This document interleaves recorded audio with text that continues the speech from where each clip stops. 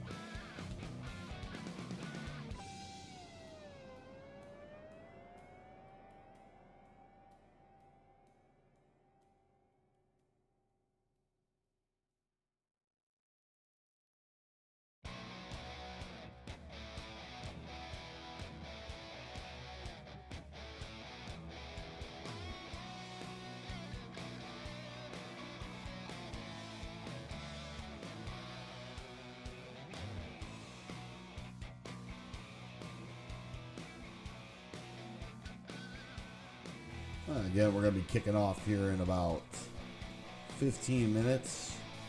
We're kicking off the Toronto Metros versus the Phoenix Cobras game.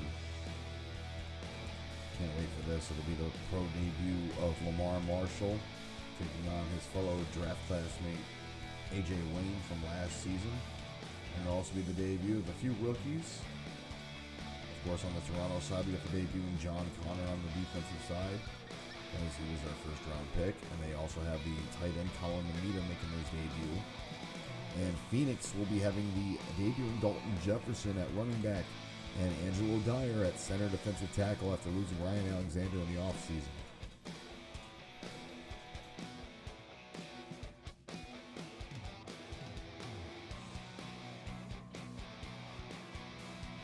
And before we start the games, we'll do a quick recap of what we missed yesterday and the day before, just to catch everyone up. Run down the standings just a little bit, even though it's only week one. And then we'll resume with the action. Kickoff begins in about less than 15 minutes.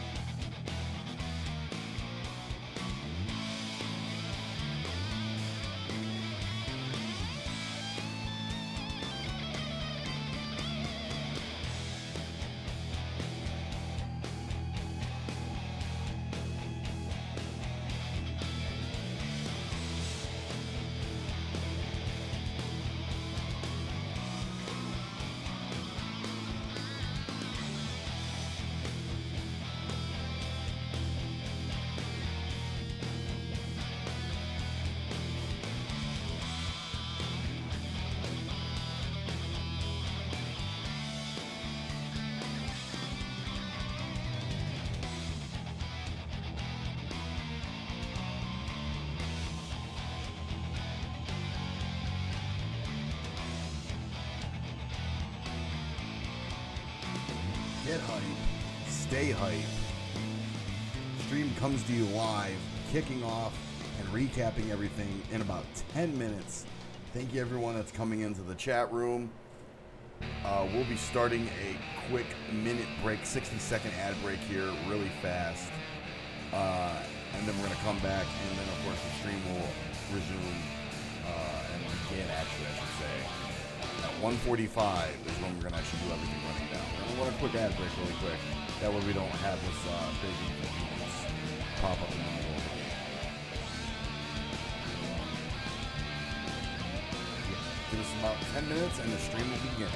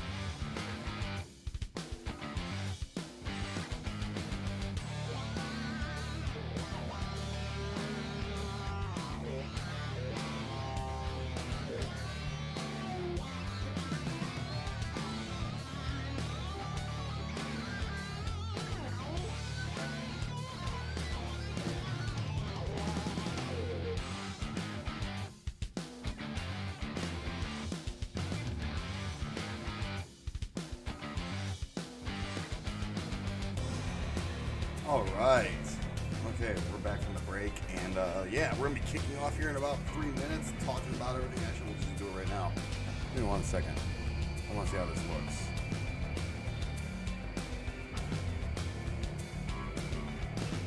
Ooh, that looked good, didn't it? I gotta fix some of that a little bit. But yeah, what's up, guys? It's been a while, and feels really good to be back. And and I act like it's been forever. It's been literally 24 hours. And we're back here with games 5 and 6 of week 1 of the Starburst Football League. And welcome back if you're back from last time. And if this is your first time being here, I'm glad you're here with me. And I'm glad you're along for the ride. And hell, let's recap everything that we missed last 2 days if you haven't been here, so we can catch you up so you're not too far behind. We had games 1 and 2 2 days ago. It was between the defending champions, the Detroit Sweats, and they went and they took on the I'm gonna look at this again, sorry about that, I clicked on the wrong thing. The Detroit Sweats took on the Salt Lake City Storm. They defeated them 50-36 in the opening game of the opening game of the first week. I am so flustered right now. I probably shouldn't smoke marijuana before I do these. I do anyway. Sue me. The Iowa Dark Magicians took on the Titletown Titans at Titletown, in Boston. They defeated them in an upset victory, 47-45 in the very last second, and a game-winning kick recovery from Juggernaut Jones to win the game. And then yesterday we had 2 electrifying games. One between the Tennessee Stallions, who got a victory over the Florida Flamingos. Another upset against the home team, 47-35. That game was going back and forth at one point, and then became ultimately one-sided at the very end. And then in our premier game of the week, that game, or of the day, sorry about that, our afternoon game, it was the Manhattan Thieves taking on the Carolina Reapers, where the Carolina Reapers were able to get the win at home, 42-30. Incredible performance from the Reapers in that game, and I feel really bad because of the faltering of Max Styles during that whole battle. It was quite disappointing to see from Styles. He threw 4 interceptions on the day. Hopefully he doesn't end up doing that next week, or Manhattan might have to once again rethink their quarterback situation, which they just got done doing about 2 seasons ago. So it's kind of a big bummer there, but today we're going to talk about our today's games. Our first game of the day will be between the Phoenix Cobras and the Toronto Metros. Ignore those logos. It's not the Vipers versus the Conquest. Those are lame games. But it will be between the Phoenix Cobras and the Toronto Metros. 2 little talked about teams in the SFL. They're very underrated in my opinion. The Metros and the Cobras were some of the newer teams that were brought in recent seasons. The Metros, of course, captained by Crossbones at wide receiver. Got new quarterback Lamar Marshall in at QB, even though he missed the entirety of last season due to injury. They got Gino Johnson and Jay Edwards in also as wide receivers. They also got Jonathan Mitchell, who they drafted in the first round last year. And then their new rookies, tight end Colin Lamita and defensive safety John Connor.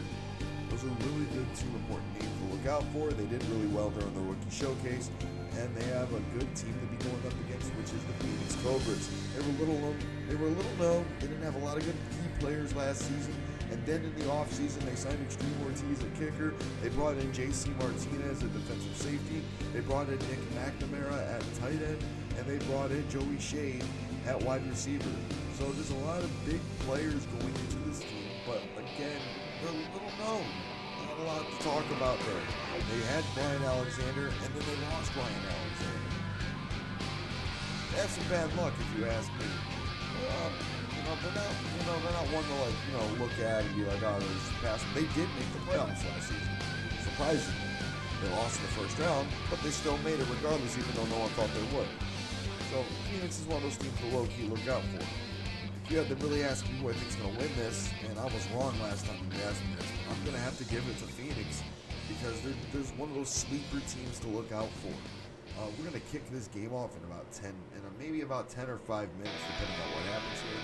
I again want to thank everyone that's watching the stream right now, and if this is your first time, And I hope it's not the last time you hit that follow button to watch some more SFL action. We have more games happening for week 1. And of course, like I said, this is week 5 and 6. Games 7 and 8 are actually not happening tomorrow. They're happening on Sunday.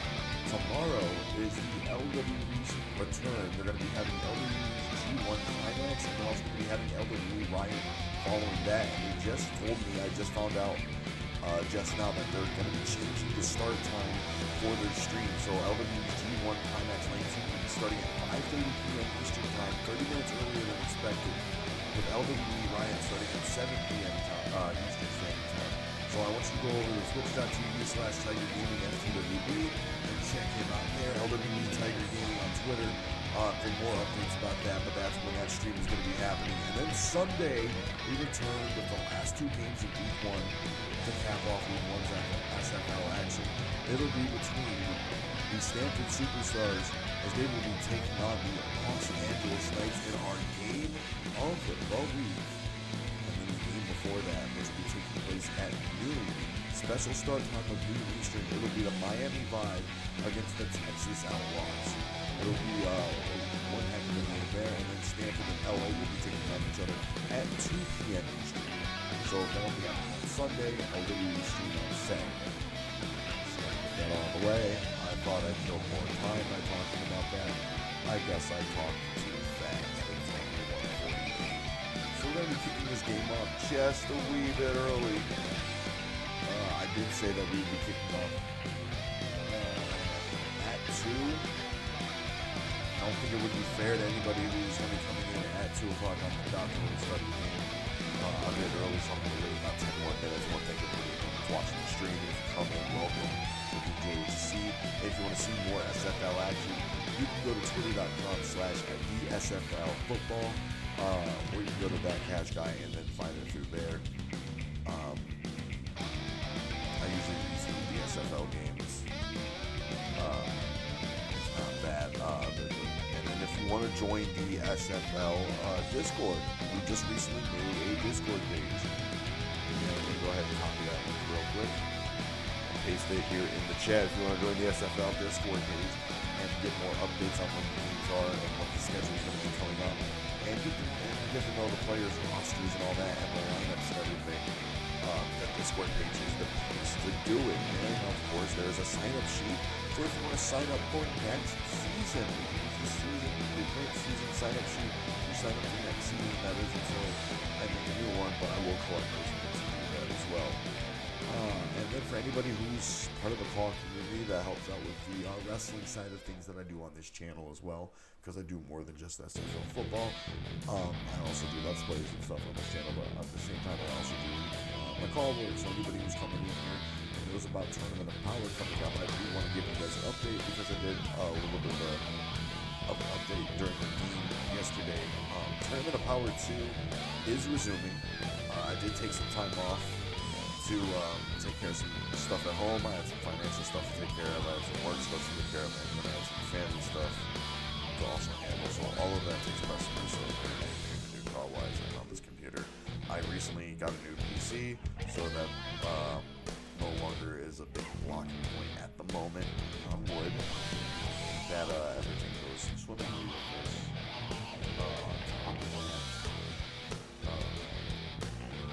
I just had to take care of some stuff.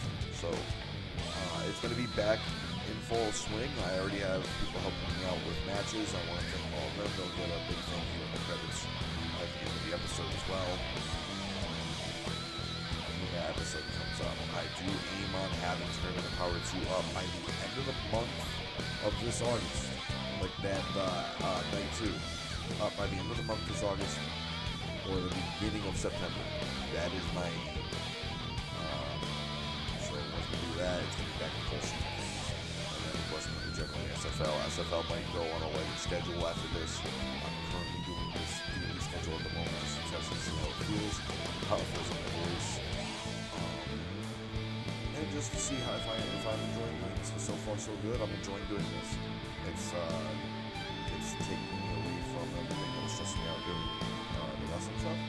It's really been a big change of pace, and I enjoy it. And I'm glad everyone else is enjoying it. I'm glad I was able to get a server again. following.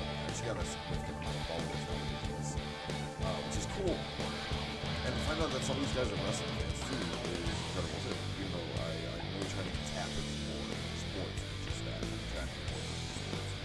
So the fact that I was able to defend this is awesome. So yeah. Thank you guys. Again, I can't really need more help. Thank you guys.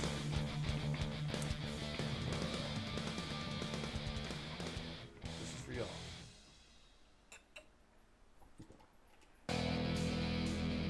We're gonna kick off in about 5 minutes.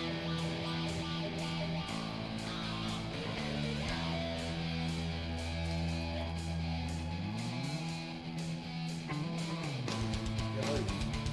Stay hype.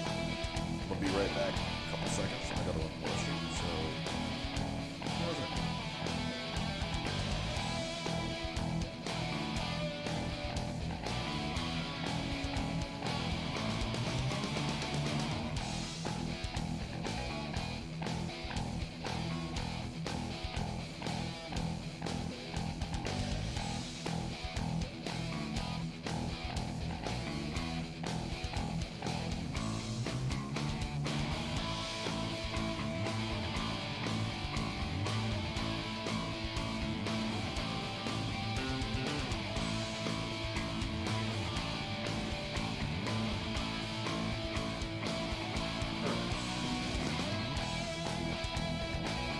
Stuff right there. And y'all will be kicking off in about a little bit over 5 minutes, so we're gonna start the game pretty soon. I'm gonna let everybody see Discord server. So hang on tight, baby. We'll be right there.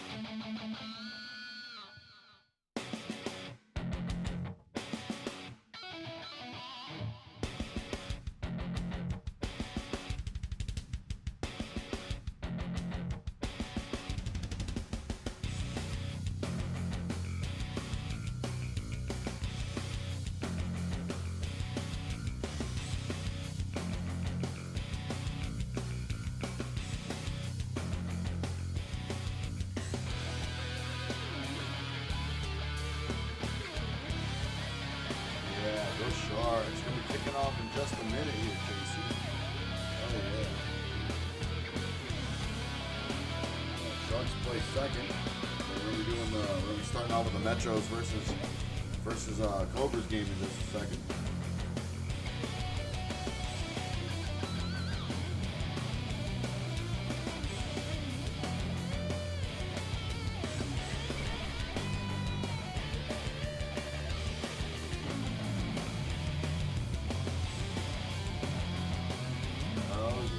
Get this going.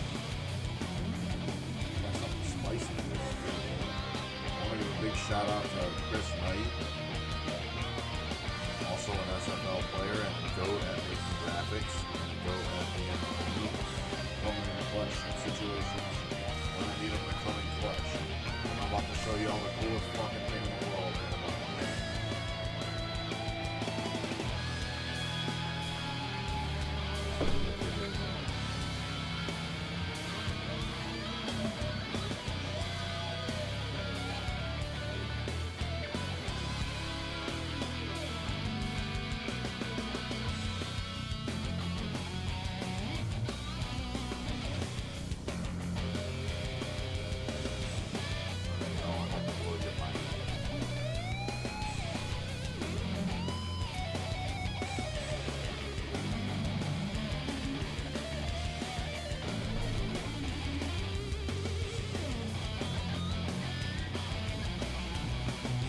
Oh yeah, we're out here with the good-looking graphics.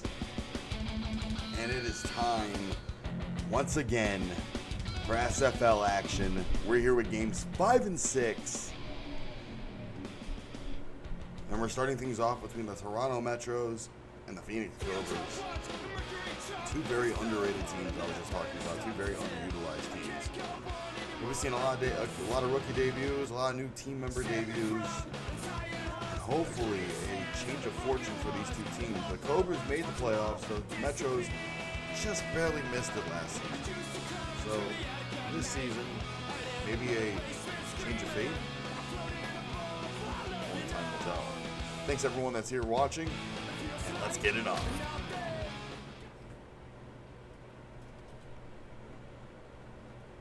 Always a great time watching these games with fans.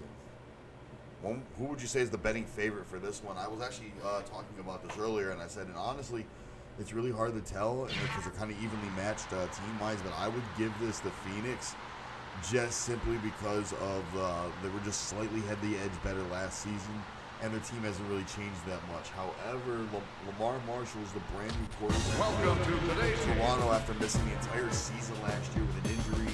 So after he was drafted number 2 in the draft last year, so this could be a big change in quarterback. And they still have Crossbones as their wide receiver, so that's a big change there. So here come the Toronto Metros, formerly the Centurions.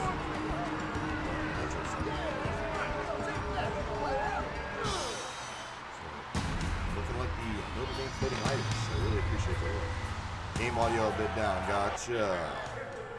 There you go. And here come the home team, which is your boys, the Phoenix Cobras, rocking the orange and black this year. They were in orange and red last year, which made them stick out like sore thumbs.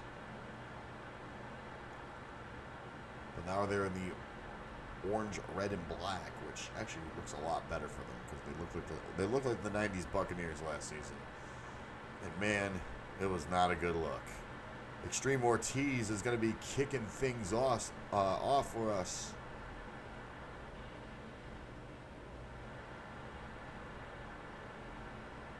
Kick off the net, and his return, and a big hit to start things off for us. I gotta go ahead and take a look at that, as we always take a look at our opening kickoff cam here for the SFL. Good distance there from Ortiz, and return from Crossbones, who just gets rocked and dropped to start things off here at the 9.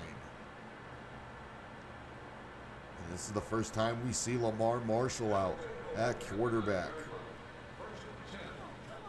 Let's see what he does. There's a pass. Beautiful pass, and it's caught by Crossbones. Taking it down to the 15. And he's hit hard against the boards. And oh God. And Martinez. Why? JC Martinez tapped into his animal. Tapped into his animality there and just took out Crossbones. Big hit on that catch. Beautiful reception to start the game off here. Marshall. Good pass. Oh God. Crossbones slamming ribs first right to that barricade there from JC Martinez. And again, if you want to look at the lineups for these teams, they are on the SFL server, which I will plug again. As Marshall drops back, and he's going to run it, and he's stopped behind the line there. Big hit.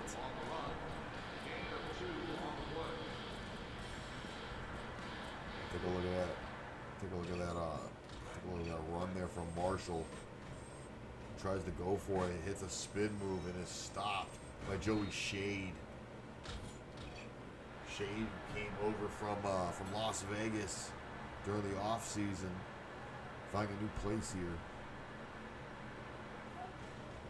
Marshall going for the pass, and it's intercepted. Rebound from Shade. Wow. It was flicked back and then intercepted. And coach wants nothing to do with the wide receivers here. I got to take a look at that in the replay. Wow, what a pick. I didn't even know that was going to count. That pass bounced off the hand of Jalen Winger. Looked like it was going for Justin Jones. Goes bouncing, and right before it can hit the floor, Joey Shade with the save of a lifetime.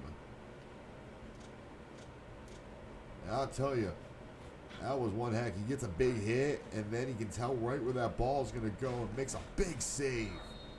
And then he's finally marked down by Marshall. He could have gotten up and easily got yards, but he stayed down. That's incredible. One hell of an interception already. And this is the first time we see A.J. Wayne out here today. Wayne with his first pass, and it's a big catch there.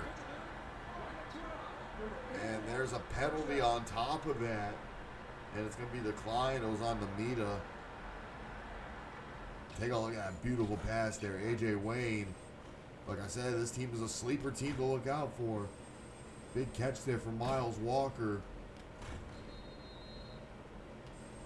Before Namita finally gets to him.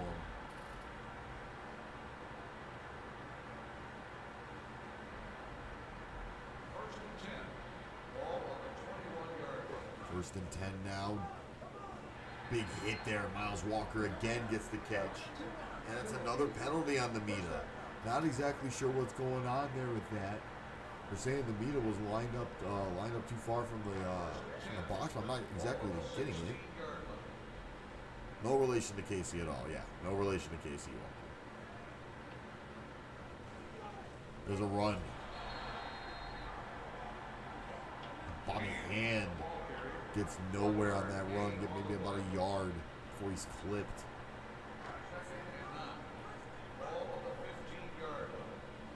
Bobby Hand, who's really stepped up at the running back for the Cobras here. There's Wayne. Another catch, but it's incomplete. Good Lord. Somebody just went over the freaking guardrail there. Now take a look at that again. Wayne with the pass. Jonathan Mitchell on the block. And that was Nick Larson, who took a nasty spill through our table. Take a look at that again. Oh my God. He's a runner, he's a track star, he's dead. Well, I tell you, that was actually really good. Really good melody. I can't sing. You can see Dalton Jefferson, the rookie in the backfield now with the block, and Wayne's got to throw it away. He's got no cover. He's got no open man. Might have been looking for Shade on that pass, but he was covered. And this will be the first field goal attempt of the game from Extreme Ortiz. With the kick, and it is good. Down the middle there. 30-yard field goal good for Ortiz. It's now 3-0 to start this game.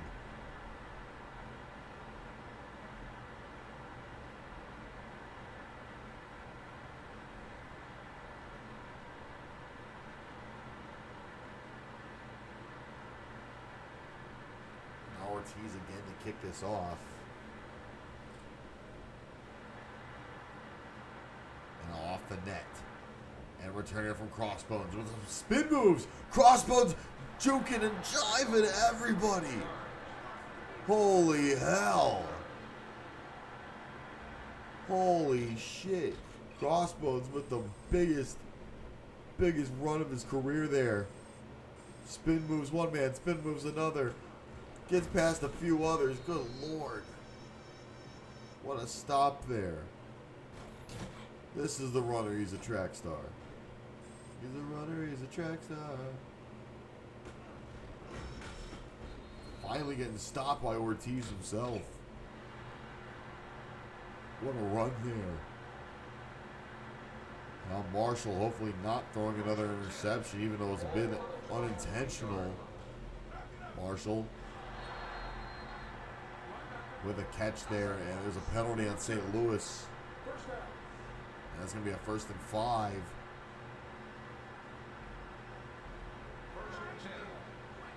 Catch was made by Justin Jones, brand new, acquired from the Detroit Sweats. Multiple time Starburst Bowl winner, and that pass is deflected by Shade. Looked like he was looking for Jonathan Mitchell on that pass.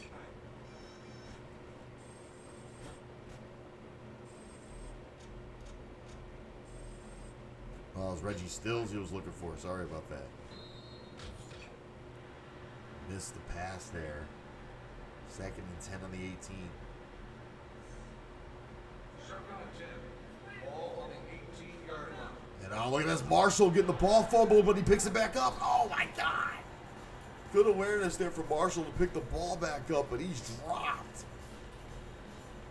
And he is hit. I don't know if I'm going to count that as a loss or a gain or whatever. But Marshall had the ball stripped out of him by McNamara there. Edwards couldn't block him in time. Picks it right back up, tries to spin, and is hit hard by hand.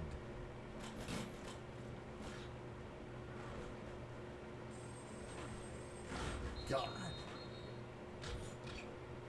Marshall's got to keep his hands on the ball. Can't let it get like this. 3rd and 10. Ball on From the 20. From the 18, there's a catch and a touch, and it's intercepted for a touchback by Miles Walker. Put pressure on him. Get the damn ball back, okay? Come on. Yeah, good. Yeah. Coach yelling at Jay Edwards, telling him to get the ball back. Marshall throwing his 2nd interception on the day in the quarter already. Caught by Walker, went for Stills. That's a bummer there. Not looking good already for Toronto. 1st and 10. Ball on the 5-yard line. See what Wayne can do here. With the pass, and it's incomplete. The pass falls incomplete. Looking for Larson. The intended receiver on the play. But I guess Larson couldn't get a hand on it, couldn't turn around in time. Ball on the 5-yard line. Absolutely couldn't make it. So both these teams having trouble trying to get a touchdown. And the most we've seen is a field goal so far. There's the pass there. Overshooting Larson, who was covered up by Stills again.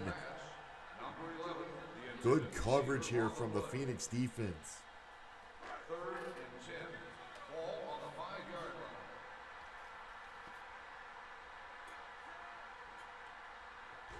line. 3rd and 10 from the 5. Wayne, oh, that's almost picked off there. Jonathan Mitchell on the pickoff, almost. Number 11. The intended receiver on the play. And Ortiz is going to have to go for the field goal here. He hasn't really been successful with these type of kicks, but he could make it here. And if he does, he's up there with one of the longest kicks in SFL history with this. And it is going to be no good, and it's going to be bounced for a touchback at the 5.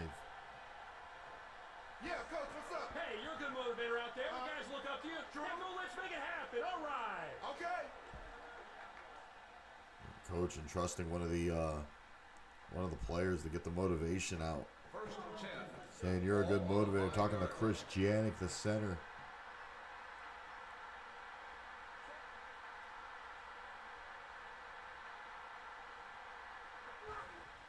Marshall with a screen pass. Oh my God! Oh! JC Martinez just fatality'd somebody just now. Holy hell. Reggie Stills making the catch and immediately, sent into the shadow realm. Look at that again. Oh my God. That's disgusting. JC Martinez is so proud of himself too. He's like, yeah, I did that. He hit the Hulk Hogan pose and everything. He was like, yeah, brother, brother, brother, dude, brother. JC Martinez with some nasty work there. Second and 12. Ball on the 3-yard line. Second and 12 now. Marshall from his own end zone tries to get the pass off the crossbones, but it's covered up there. Martinez again on the block.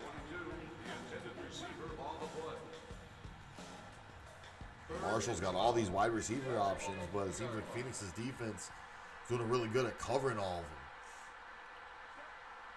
48 seconds to go here in the first. Marshall again from his own end zone and is blocked off there from shade. Incomplete pass. Number 89. The intended receiver on the play.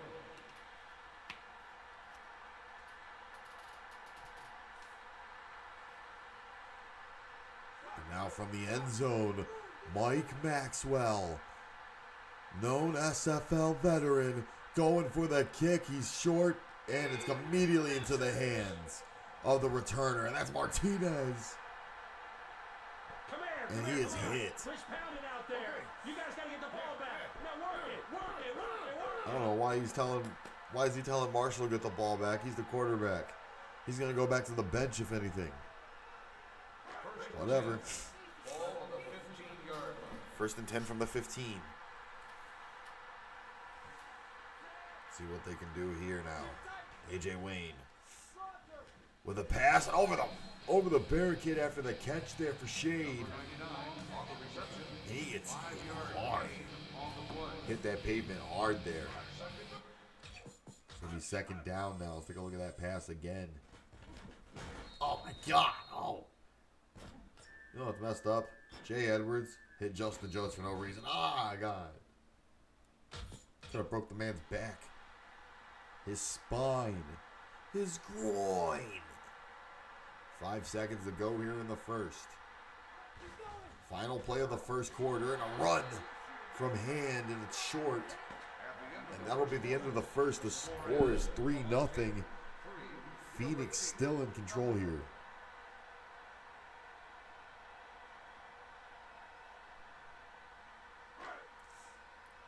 Phoenix still in control here as it is 3rd and 1. They just need to cross the first line, across the line here, and they will with a run, and hand is not going to make it. The defense on that drive was wild. I agree. The defense on this drive is insane. Both of these teams doing really good with their defense. But it's Lamar Marshall making these mistakes with these passes is what's really costing them. And Phoenix's just inability to convert a first down.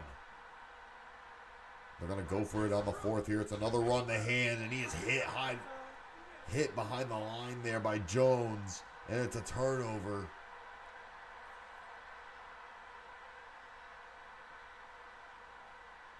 Bobby Hand not having any luck trying to cross the line here. First and 10.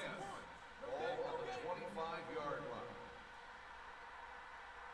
Now Marshall and his Metros out on offense. There's the pass. Justin Jones gets his first catch.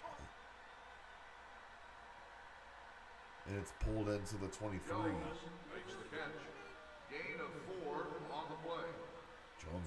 Jones has to adjust to a new team, not on the sweats anymore. 21-yard line. He was MVP of the Starverse Bowl 2 seasons ago. Cash again looking for a pass and can't get a hand on it. The pass falls incomplete. Number 3. Couldn't exactly tell what the hell was going on there. I went for a screen pass, and Geno Johnson gets hit.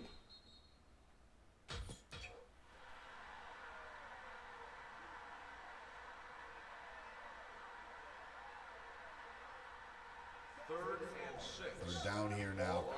Marshall, and it's completed to Jones for the first down. Great play there. On the reception, 7-yard gain on the play. Good catch there for Justin Jones. And it's 1st and 10 now on the 13. Marshall's going to run for it. Spin move. Oh, God. Martinez with the hit. And that's Martinez's 5th tackle. It has to be his 4th or 5th tackle on the day. Let's take a look at that rush here. That attempt here from Lamar Marshall. Spin move. Completely getting right past Joey Shade. And just getting nailed by J.C. Martinez. I really like the fact that Marshall's a mobile quarterback.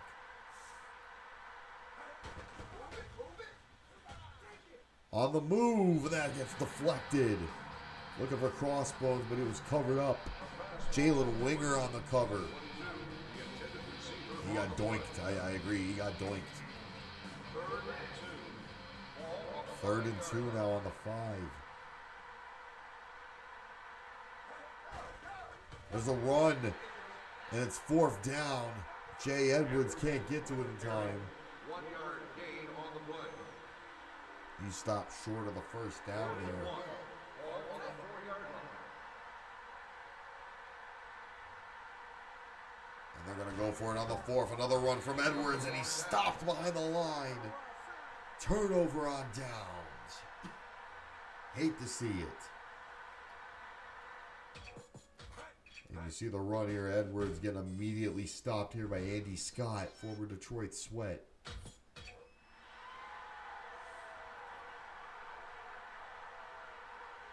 Four minutes to go here in the half.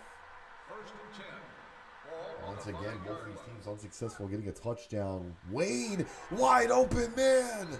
Joey Shade, touchdown. Number 84, touchdown. There's a penalty on Toronto, and it's going to be declined anyway. Holy high hell. AJ Wayne. Take a look at this again. I don't know what the hell happened with Joey Shade and how he was ended up becoming wide open like that. No one was blocking him all the way down to the end.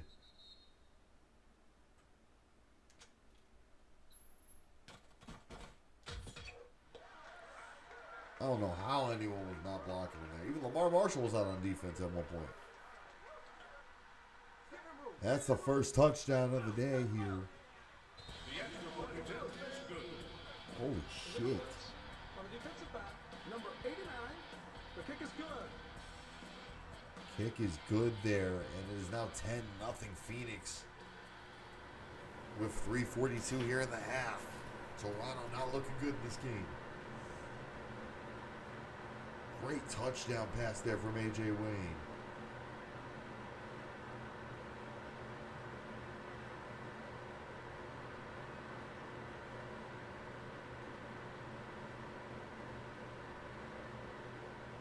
Ortiz again going to kick this off. Going to be a net rebound return. Jonathan Mitchell going to take it down to the 9-yard line. Or the 10-yard line, I should say. They'll take over at the 12-yard line. Oh, we're going to mark it at the 12. Sorry, I can't read. Mama Rod when I was pulling for the Cobras FYI. That's what's up. Shout out to Mama Rod. Catch there from Justin Jones. Going to be short of the first downs by a gain of 7, I think. Second down. Ball on the 18-yard line. On the 18 now. Marshall gets almost caught there from Bones, but it was dropped. Big hit there from Miles Walker. It is 3rd and 4. You're on the 18. Marshall trying to find a man open. He gets it, but Crossbones can't get a hand on it. And Martinez again stopping the pass. J.C. Martinez might end up walking away with the honors of defensive player of the game here. Ball on the doing great on these blocks, great on these deflections. They're going to go for it on fourth here rather than go for the kick. Marshall, I don't know what the heck he was looking for there, but it's a turnover. Can't get a hand on it. Mike Mercer celebrating that.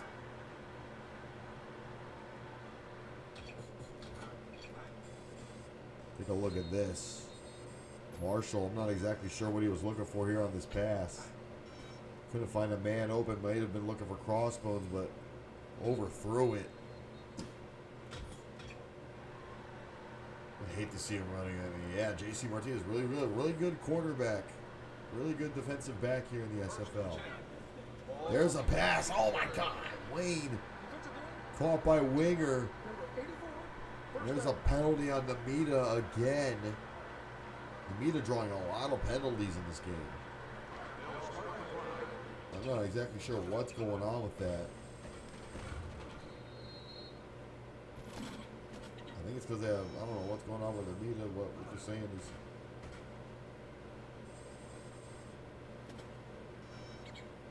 I don't know why they're doing that.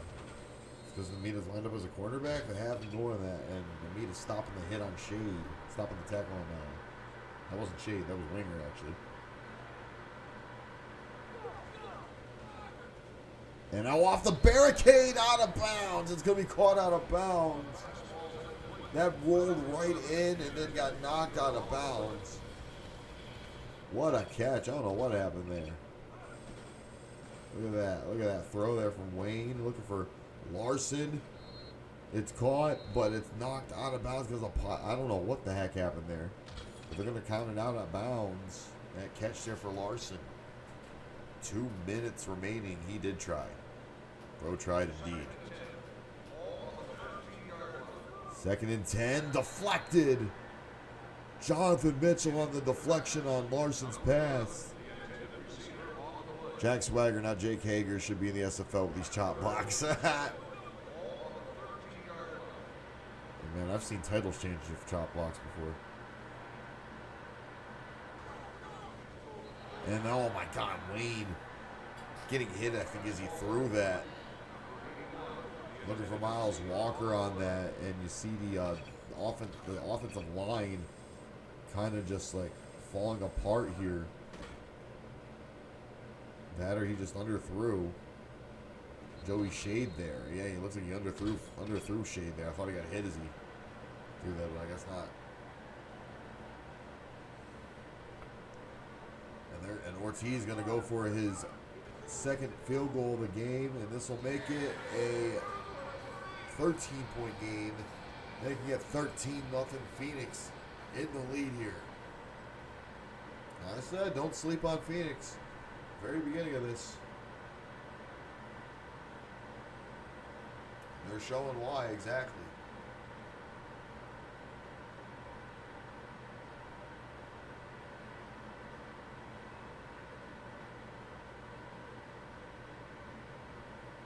See what happens here. Ortiz kicking off of the net. Return from Crossbones. Juked one man, but he's hit. Big hit there, and he's down to the 12.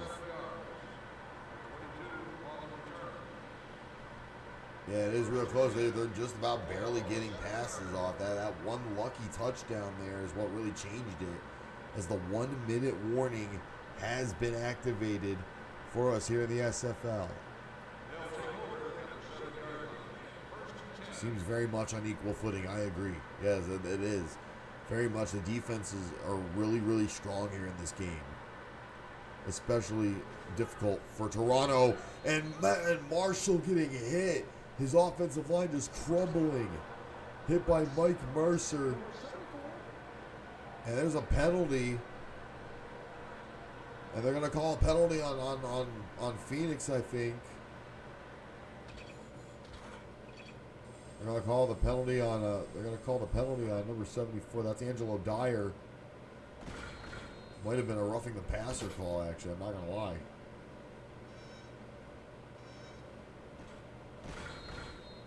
Marshall better prepare for trouble and make a double with that play. Oh, I agree. Team Rocket reference for the win. First and 10. Ball on the 17-yard line. Marshall, long pass, it's caught. Big first down there. And it's going to be a holding call. It's going to be a penalty. A repeat of first down. Holding call on Jay Edwards, and he is not happy. He is pissed. Justin Jones holding him back, and he's trying to calm Edwards down here. That was a big first down, and now it's not going to count. Stills making that pass and then getting hit. And it's a shame because now it's a first down at the 9.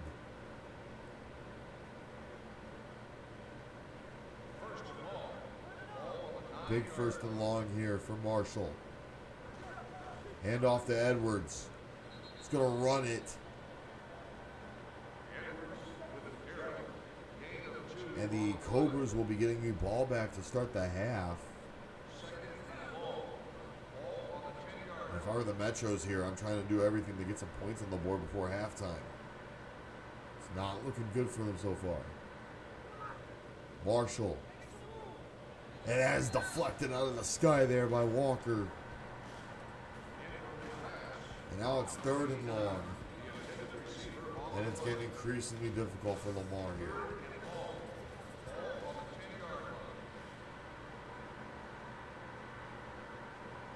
He had a hard time with this in his very first game before he got injured. There's a hit, 4th down. And Phoenix calling a timeout here.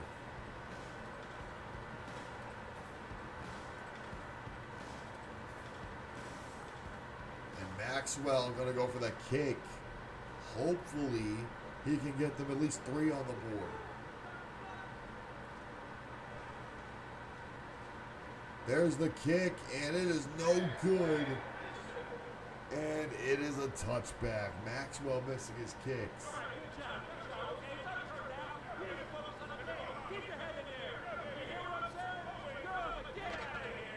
Bobby Hand getting hyped up here.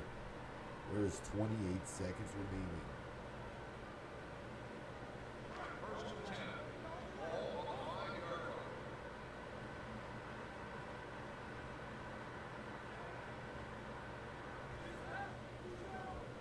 There's the rush. And Hand only gets about a couple yards on that. If there's anyone on the O-line needing the block, J.C. Martinez on this game. And it is the end of the first half here.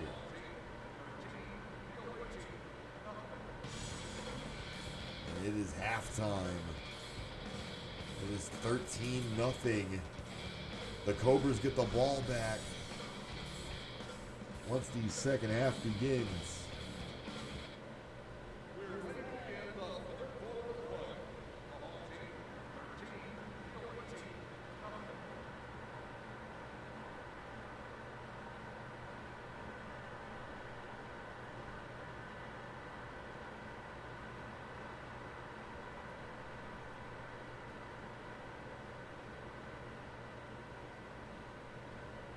Second half underway here. Purdy goes. Wholesome family entertainment is what it is, Casey. Wholesome family entertainment. There's the kickoff from Maxwell, and it's going to be taken back here. And returned about 4 yards by Andy Scott. And it's going to be marked at the 6.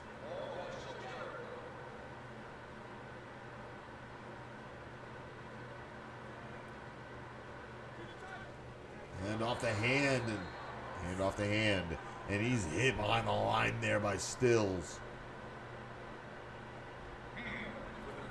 Big hit there.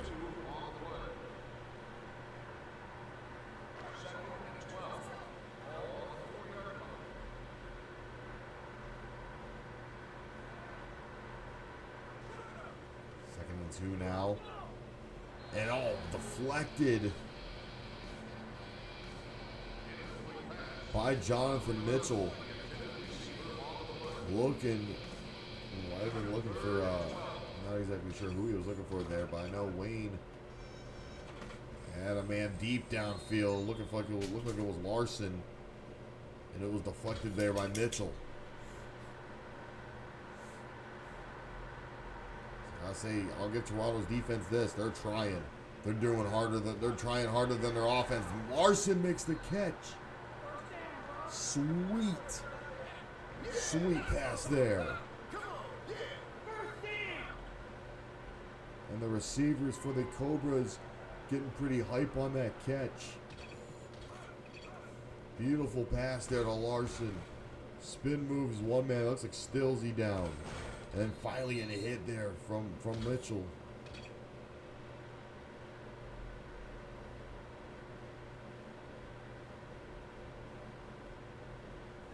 About to make this lead a little bit bigger, possibly. Maybe make it a 3-touchdown lead here. Wayne's got room in the pocket. Gets it to Shade, but it's only a short gain. He's hit by Stills.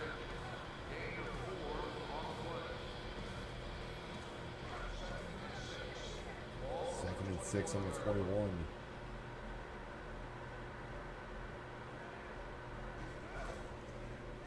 There's a short pass.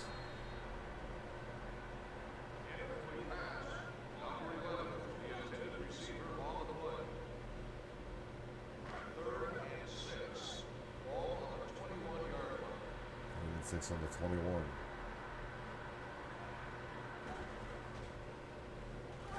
Wayne now, and that pass is completed, but it's knocked over the barricade there. Shade goes down, and it's 4th down here.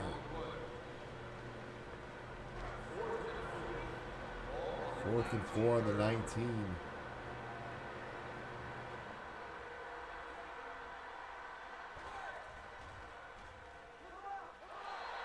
And there's a turnover on downs there.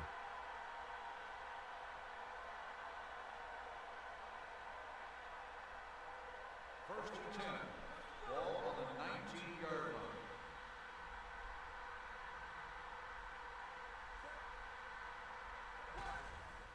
line. Marshall. Long pass. It's caught there for Bones.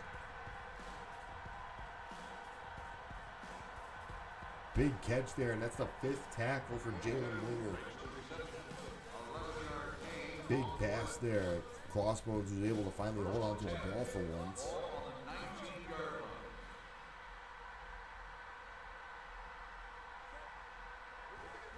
Marshall now, long pass.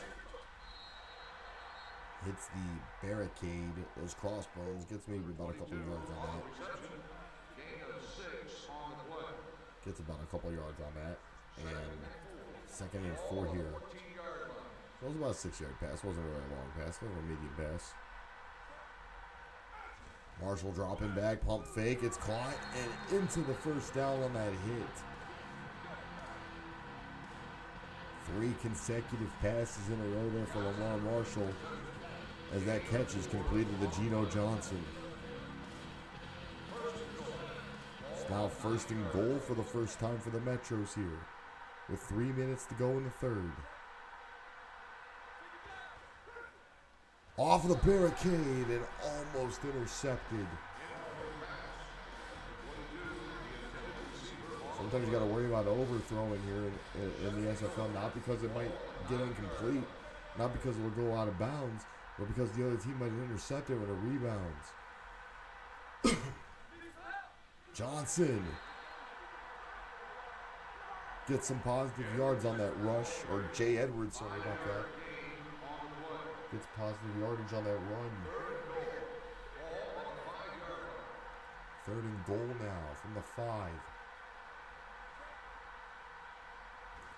Man in motion, another run there for Edwards, and he gets about maybe a couple yards, maybe loss of 1. And that is the 6th tackle for Jalen Winger here.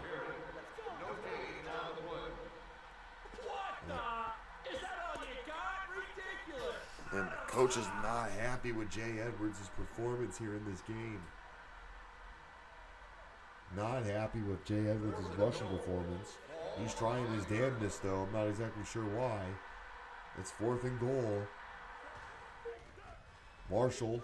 It's intercepted. It's intercepted by Jalen Winger. And taken all the way to midfield. Oh my God, that is not looking good. Coach is not happy with his team right now at the moment. That ball was intended for Jones. Intercepted by Jalen Winger, who had a lot of room.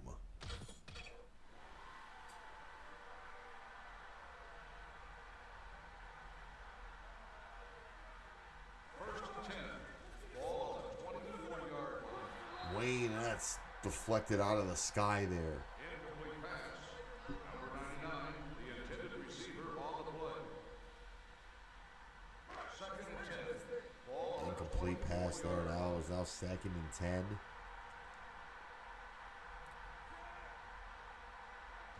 Wayne dropping back. There's a pass. It's caught. No.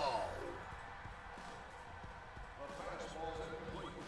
Number 81, the intended receiver on the play. Third and 10. Ball on the 24-yard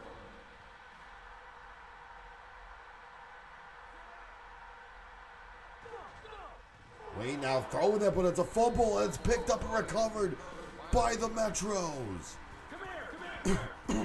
Colin Namita on the fumble recovery. Colin Namita on the fumble recovery there. What a save. Ooh, shit. Sorry about that. Holy shit. That got me excited. What a save there, Namita. It was Marquand Armstrong on the hit, and then Namita picking it up.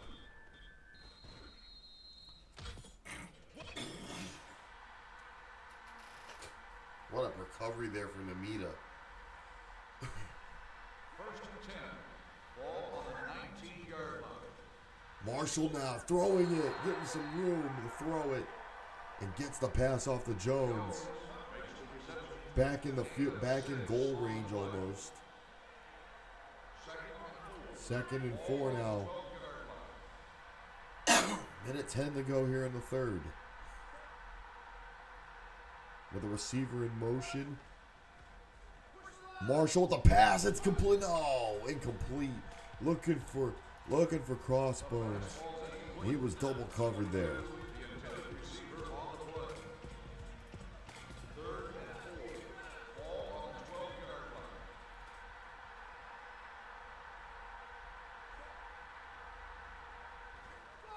There's a run there from Edwards, and it's 4th down. Gets nowhere maybe with that run. The 4th tackle there for Joey Shade.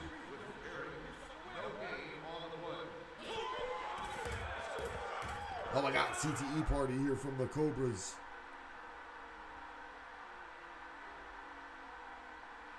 Fourth and 4. Ball on the 13-yard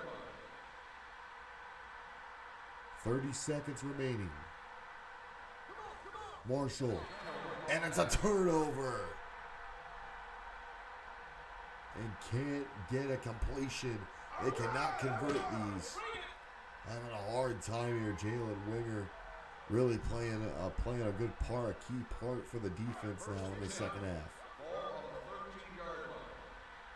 It's still 13-0 Phoenix here.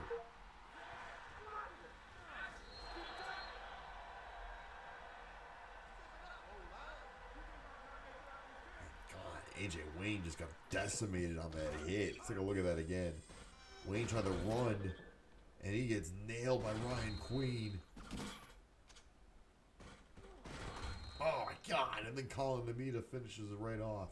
The Cobras in a bad spot. 17 seconds to go. Second and 10. Ball on the 13-yard line. Wayne, oh my God, it was deflected, but into the hands of Joey Shade. And you can tell Jonathan Mitchell's beating himself up there. Jonathan Mitchell beating himself up on that pass. He deflected it right into Shade's hands.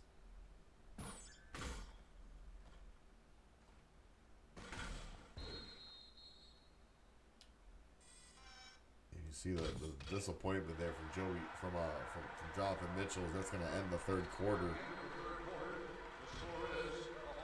As we go into the final leg of this game. 13-0 here.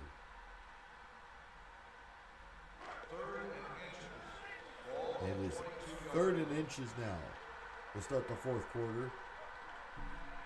And of course, our game after this will be the Hawaii Sharks taking on the Las Vegas Royals. That hit there on Bobby Hand from Colin Namita is going to go nowhere. And it is now 4th down. Loss of 1.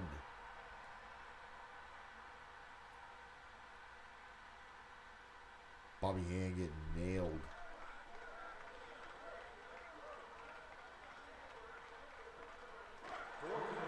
Fourth and one, and they're going to go for it. They're going to go for it here at 4th and 1. There's a run there from Hand, and he's stopped behind the line there from Jones, and there's a turnover. Successful stop here from the Metros. Let's see if they can do something about it now. Maybe bring the momentum back. See if they can come back here. 1st and 10. Ball on the 21-yard line. From the 21-yard line now, 5:44 to go. Marshall. Off of the barricade, caught by Jones. Clutch catch there for Justin Jones. 8th tackle there for Jalen Winger. But it was still a 1st down catch. And a gain of 13. Off of the wall and caught there, Justin Jones. Being at the right place, right time here for those catches. And I think Lamar Marshall's starting to learn how to play arena football. There's a run there.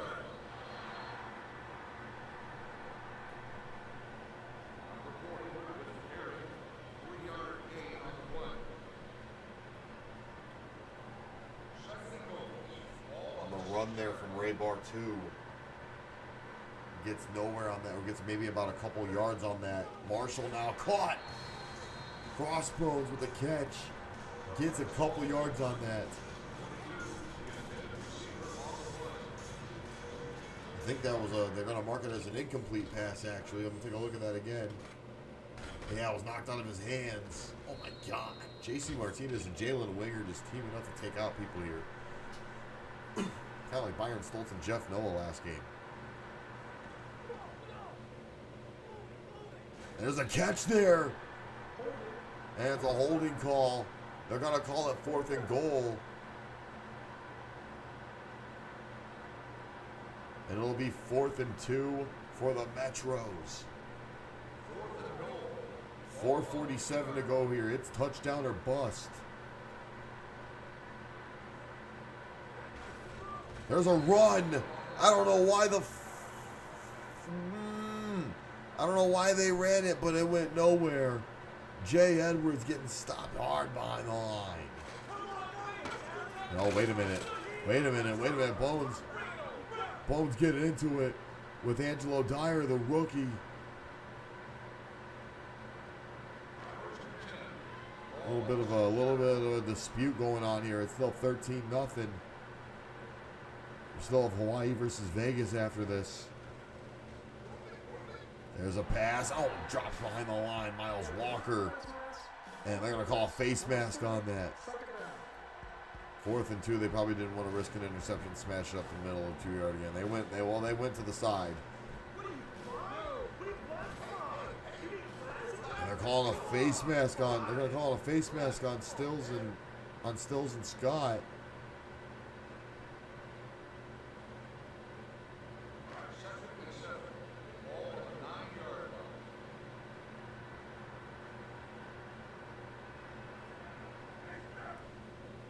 And now, wait a minute, behind the line, a big sack there from Ryan Queen. Jinku. Oh, you're here to watch your Sharks finally, huh? Let's go.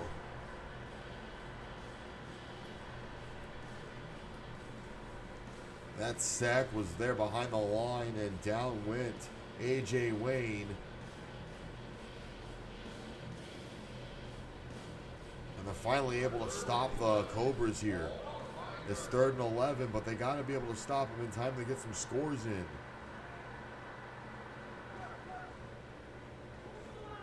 There's the pass to Walker, and he stopped it. It's a 4th down, and AJ Wayne is down, and he has a hurt arm. That isn't good. That's not good with a QB being out that late in the game. Hey, thanks for the follow, Eurus Palmer. Thanks for the follow. Oh my God, that hit from Colin Namita. Oh my God, he landed nasty on that arm. He landed nasty on. Oh my God.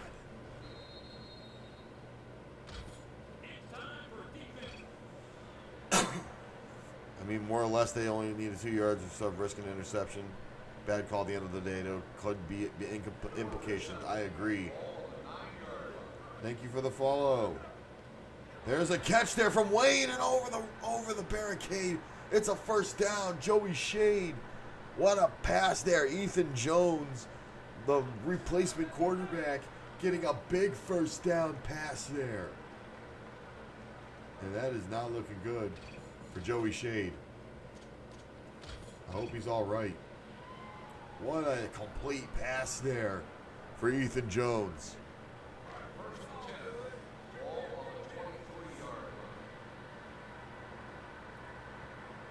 Now 13-0 still here. Jones, long pass completed again. Ethan Jones is cooking here. Complete pass again to Shade. To the 10.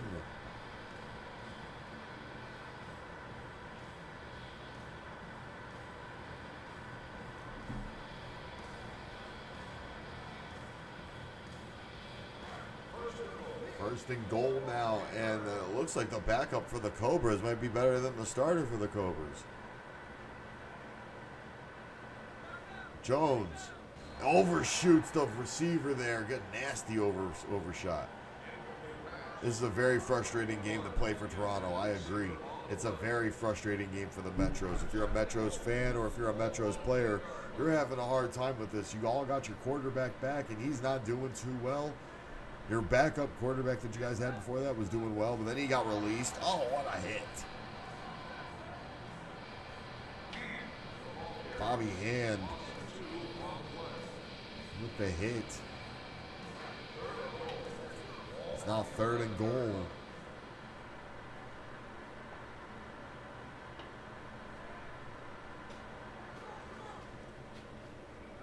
There's the pass, and it's caught, and it's 4th down for Larson. There's a great complete pass there.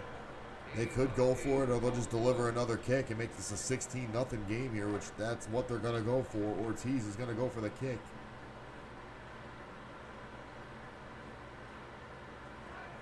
They're doing good enough to keep themselves getting flattened, but they can't get anything good out of it at all. I agree there.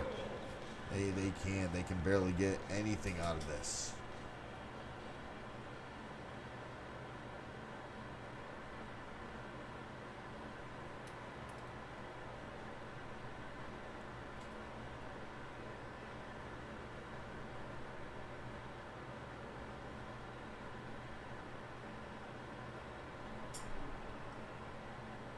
I just realized we did that. And now look at this. Kickoff. Off of the net. And the return for Crossbones gets destroyed by Dalton Jefferson on that tackle. Down at the 10-yard line. Or sorry, at the 12-yard line they're going to mark it. And let's see, with 2 minutes remaining, what can Toronto realistically do here? Complete a pass there, and they do. Justin Jones on the completion. Quickly grabbed the ball, but got fucked on the return. Just like people on their taxes. Great pass there from Marshall. Marshall's full of great passes when he's not throwing interceptions. It's kind of like a new age Max Styles. Marshall gonna run it himself. He gets the 1st down. Hey, that was pretty good.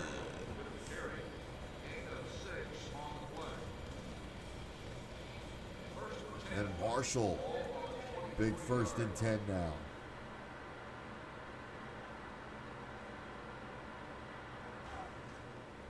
He's got room in the pocket. He's got a pass. Big pass and a touchdown.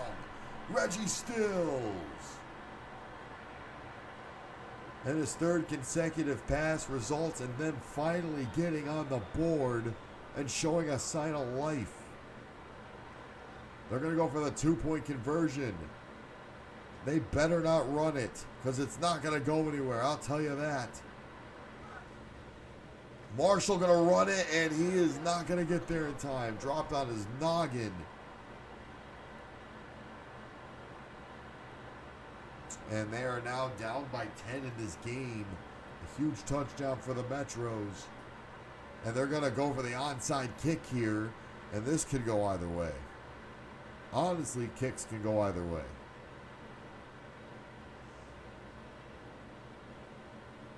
Because we've seen kicks go flying and then the other team catches it. Depends on how this onside from Maxwell goes. It's straight into the floor. The kicking team recovered. It's recovered by the Metros. It's recovered by the Metros. What a recover. What a recover from Mike Magnum Maxwell.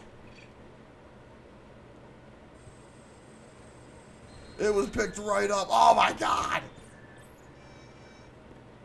It was picked right up by Jonathan Mitchell. Kicking team recovered. The onside kick actually worked. Holy hell. The Metros can't screw this up. There's a big pass to Crossbones. Touchdown. Big pass to Crossbones for the touchdown. Oh my God.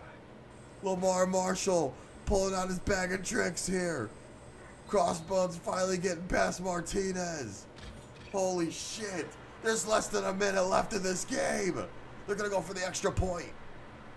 They just need 3 now. They just need 3. Extra point is good. Stops the clock with 3 seconds. Not with 37 seconds left. It's a 3-point game. And if they make this onside kick too, I'm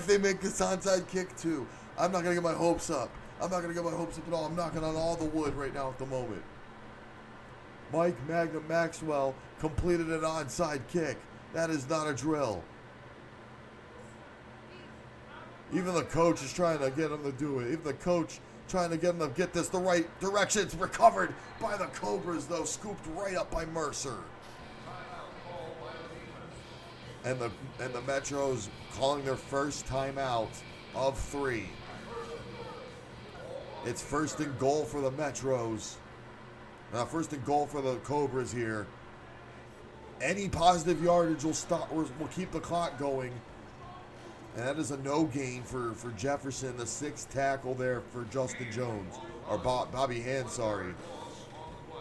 It is 16 to 13. It is 16 to 13. As you see. There's the pass. Oh my God.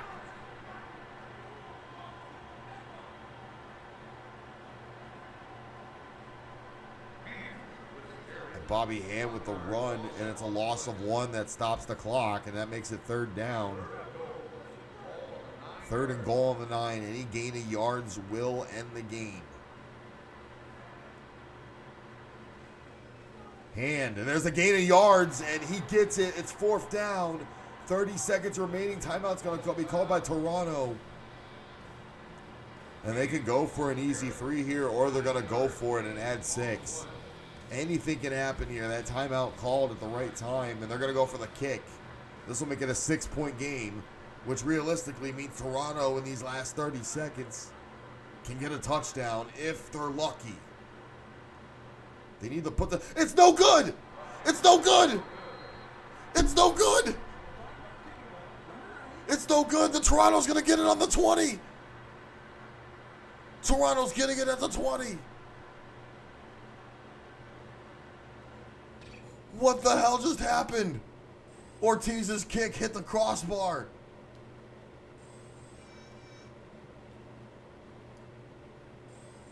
went flying and then went over the belt at the 15. That was the easiest kick in the world.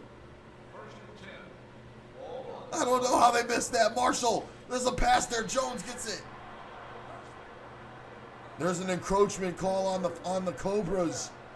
That penalty is going to be accepted. The clock's going to be stopped. They're at midfield now. They are at midfield now. 22 seconds to go here. 1st and 5. 16-13. Man in motion. Marshall gets deflected there by Martinez.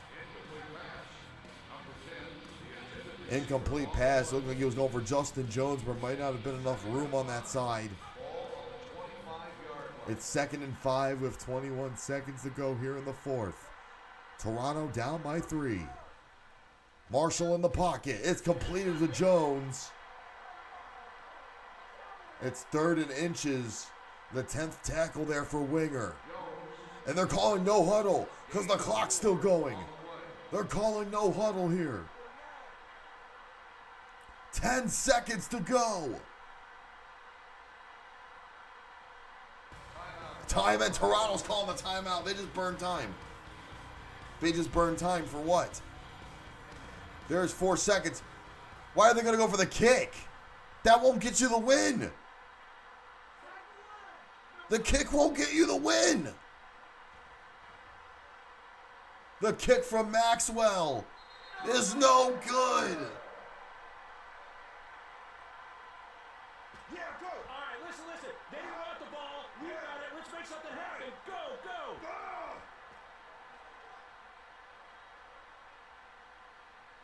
How did they fuck that up? There's 2 seconds remaining. This will be the last play of the game, and it's going to be a run. I can feel it. Wayne's going to run it. He's hit. And that's the end of the game.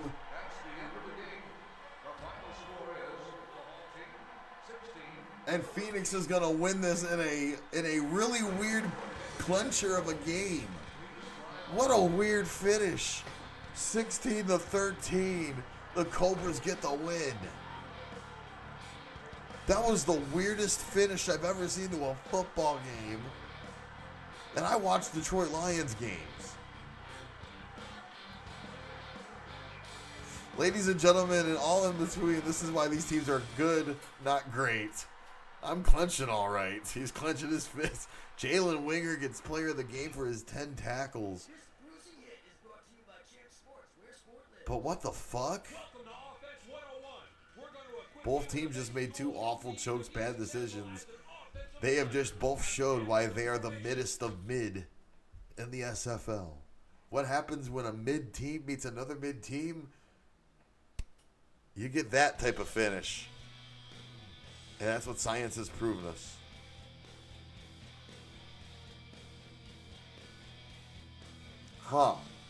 Folks, we're going to take a quick break. And when we come back, we're going to begin the next game because it's 3 o'clock already. And we should have already been kicking it off. But we're going to take a quick 5-minute break. And then when we come back, we're going to start the Hawaii Sharks taking on the Las Vegas Royals. Don't go anywhere, folks. We'll be right back.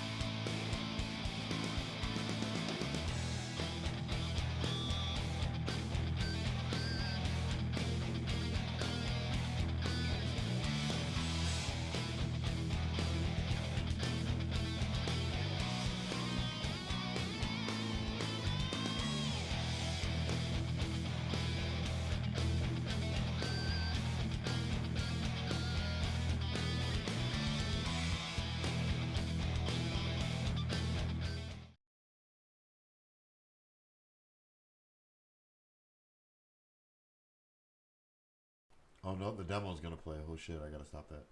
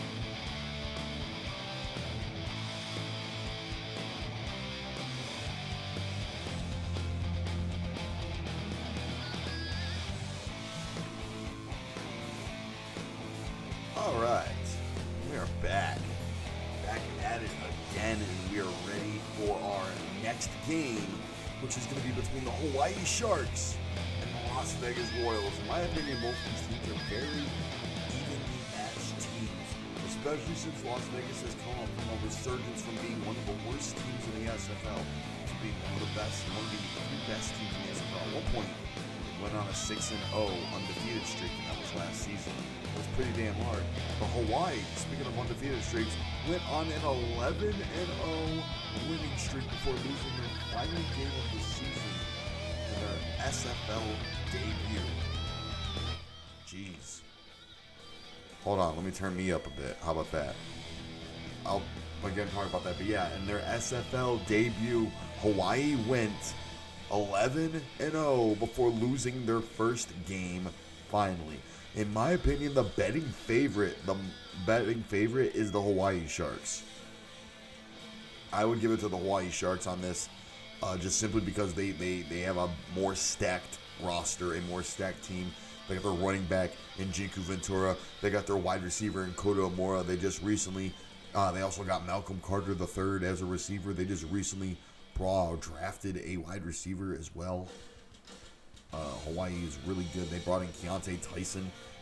They got Calvin Cortal as well. They got their quarterback Andrew Holt, who was MVP and Rookie of the Year and Best Quarterback of the Year all last season. But this was during the Access Football era. He hasn't really translated that well into the Arena Football era. Let's see if he's adjusted a little bit more going into this. And see if he does a little bit better here against Vegas. Vegas has one of the toughest defenses in the SFL, and I do want to bring that up just as a bring up, because they did draft Gerald Powell at number 1 last season. They did, so he is by far one of the best defensive backs in the league. On top of that, they got Michelob Miller in from the draft. They also have John Clayton and O.C. Gray as their receivers. Luke Monet was recently brought in from the Iowa Dark Magicians, and their running back Nick Lancaster, who's starting to come up and break into his own.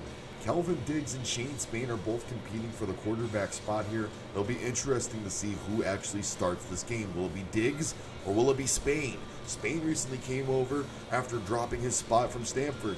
Diggs has really come into his own after starting as a running back and transitioning into the quarterback role perfectly. Strong offense versus strong defense. I agree.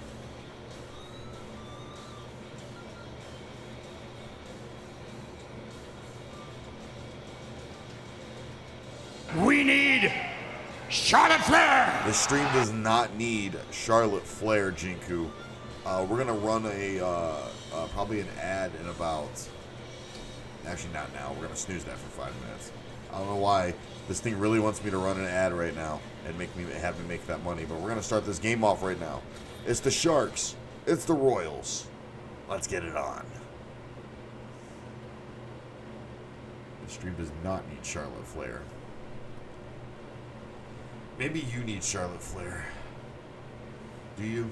Do you need Charlotte Flair, Joku? It's okay if you want a little Char in your life. We are here in Las Vegas, in the Las Vegas Arena Football Arena for the Royals against the Sharks. Here come the visiting Hawaii Sharks, who are going to be visiting a lot of teams because they don't have a home stadium of their own just yet, because no one wants to fly out to fucking Hawaii. So they're Hawaii by proxy. They do have home jerseys, though.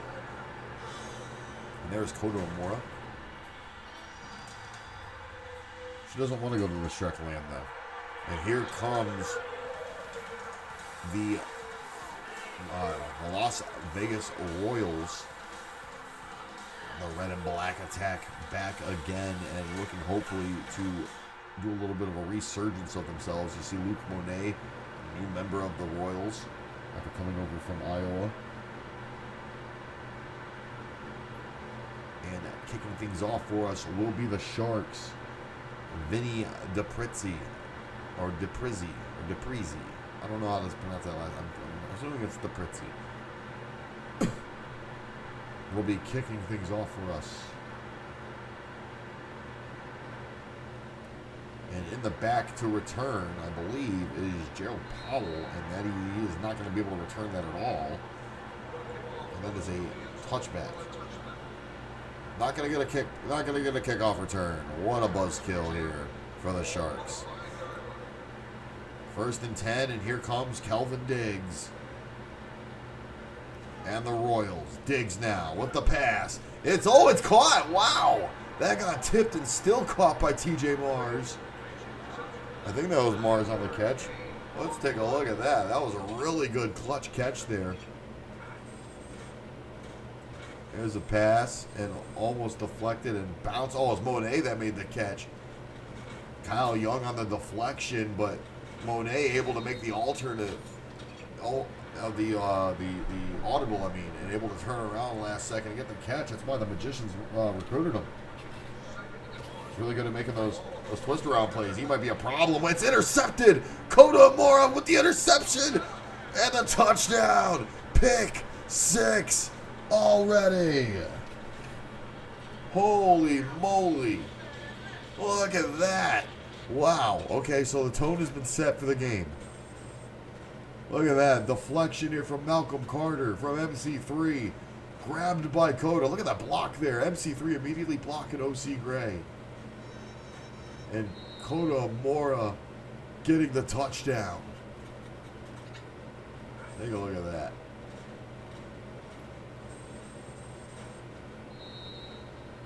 Someone can clip that. I'd appreciate that. Take a look at Kota celebrating. Let's see if I can get Kota celebrating. Get a shot of Kota celebrating. I'm not gonna add that to a highlight reel thing.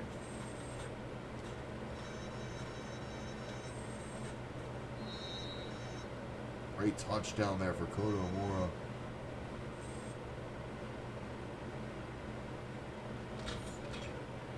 And he has all the right to celebrate that. That was a great touchdown there for Kota.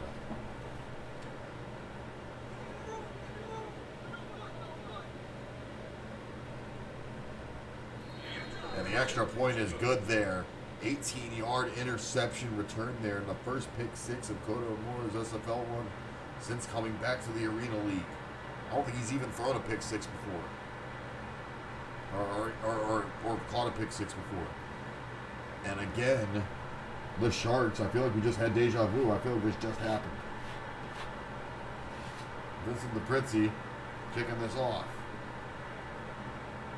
But will OC Gray actually return it this time?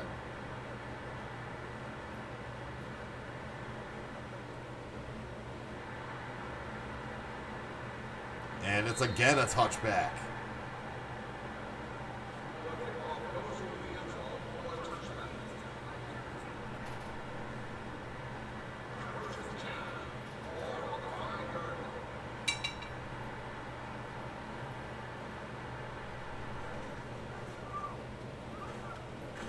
And oh God, I completely missed what happened there because I spilled something.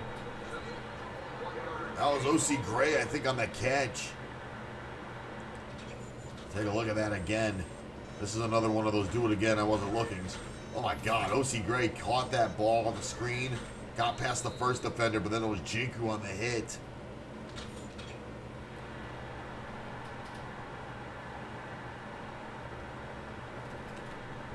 Good stop there from Ventura. Ball on the 6, and there's a run. Nick Lancaster on the run. What a run there for the one-year rookie. He's only been around for about a year. Gets one heck of a run in there. Getting dapped up by Luke Monet. Good run there from the kid. Let's take a look at that again. Lancaster. Look at that. Look at the run. Look at the dive. I don't know why he dove like that. Oh my God.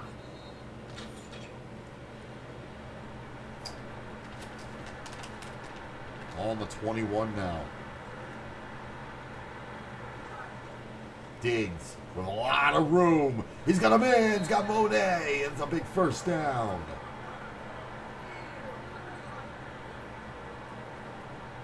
Big first down there. And the Sharks finding some competition here.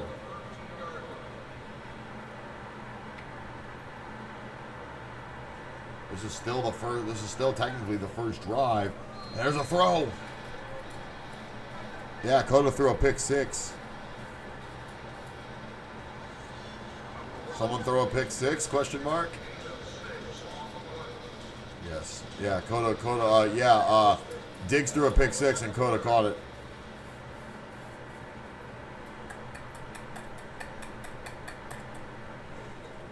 Diggs with the catch, and it's a touchdown. Touchdown, Royals. Take a look at that again. Big catch there for TJ Mars.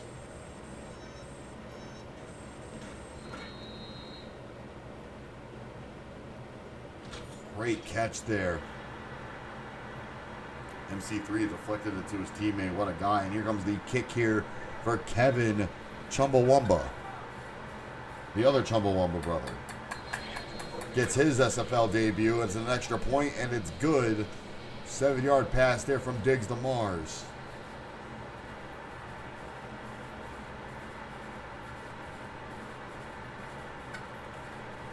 Get Hawaii home stadium, damn it. Hawaii's a gorgeous country. Country? The wonderful country that's given us Big Iz, Max Holloway, Lilo and Stitch. I forgot about Big Iz. Shout out to Big Iz. Maybe I'll give you guys a rainbow attire too. Like the Hawaii University guys. MC3 gonna return the kick here from Chumbawamba. He's, oh my god, skirting past people. Gets down to the 14. Well, it's a state, sadly. Because we stole it. And they were just like, okay. Actually, they probably weren't. But that's what history told us. That needs a replay. Well, too late. Whoops. Oh, my God. Oh, my God. Kaplan getting destroyed there. Holy shit.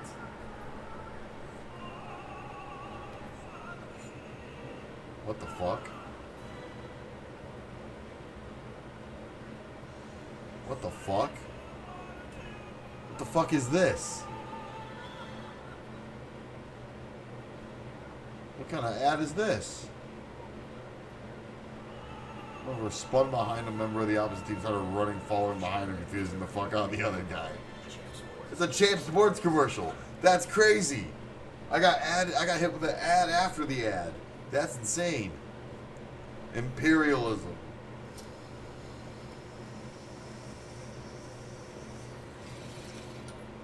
I should have replayed that, but I need to watch the death here of Desi Kaplan. Oh, God. Kaplan got triple teamed.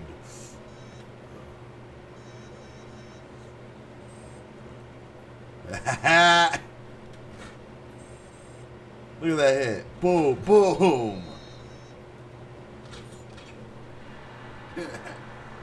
You're goddamn right, Casey. You're goddamn right.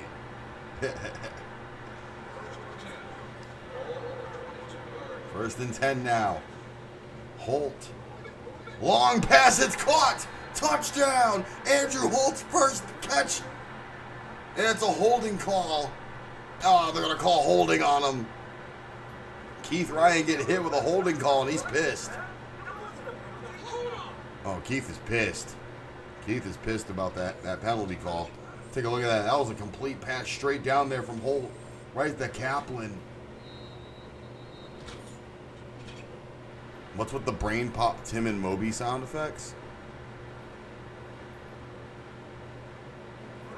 I don't know. Wait, what brain pop Tim and Moby sound effects? I don't know. I don't hear anything. There's a catch in the hole. Wait, was that in?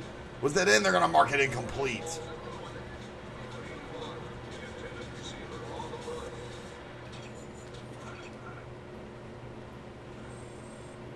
That pass incomplete.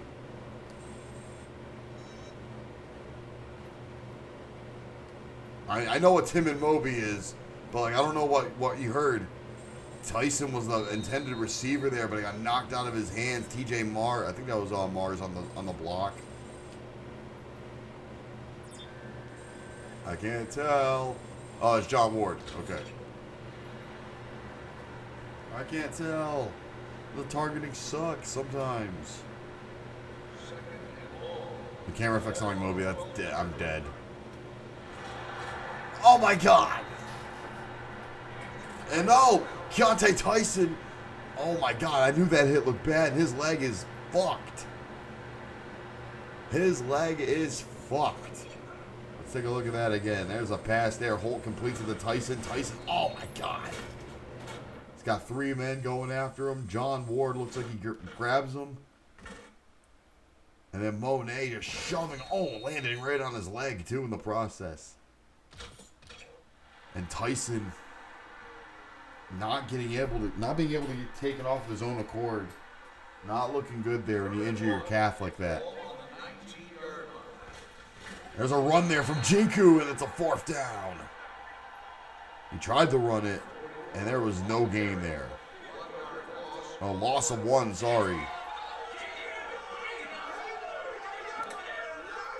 And the Royals celebrating this.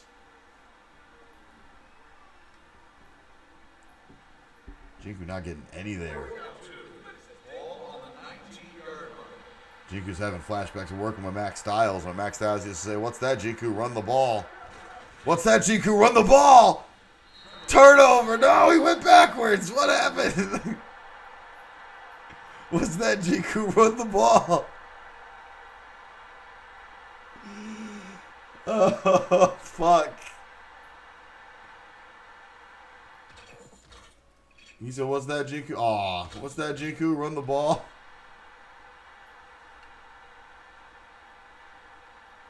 Oh, Jesus. That would be all his music when y'all get, like, first downs and stuff.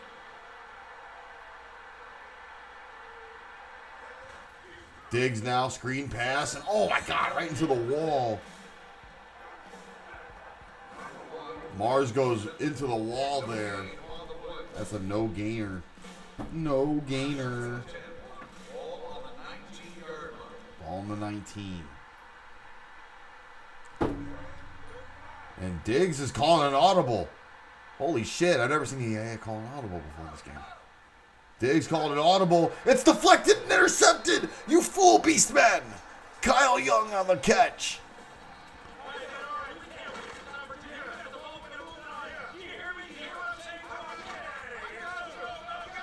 Diggs called an audible, and that bit him in their ass.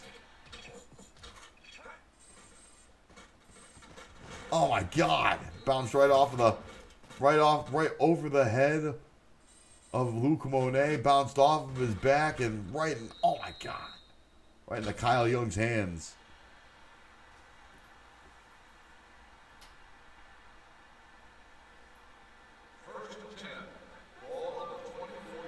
Holt now with the pass, and it's caught by Cota.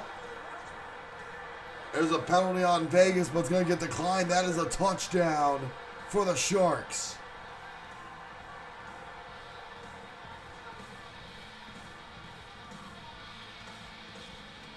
And that is now going to make it, and they're now up by a touchdown here. It's now 14-7. Still first quarter, by the way, anyone's game.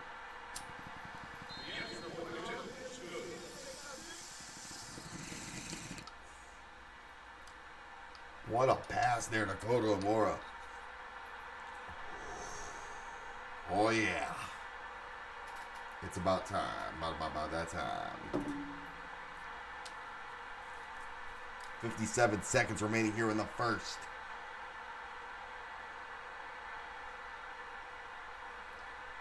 And DePritzi again with the kick.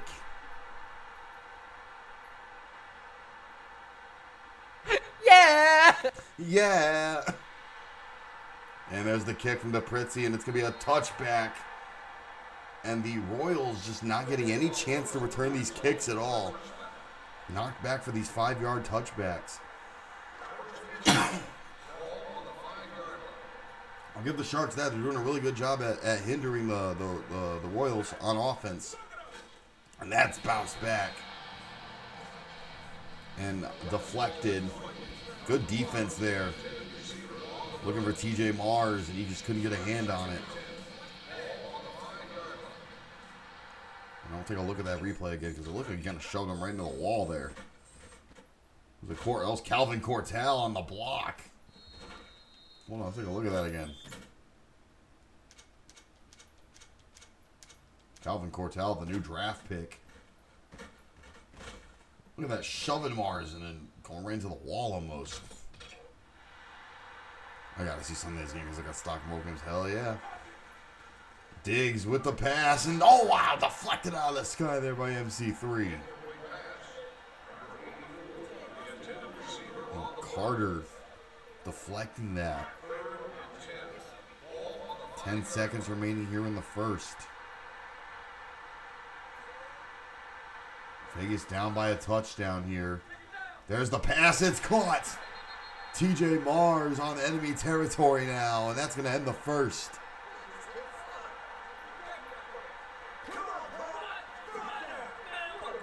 And Coda's not happy about that.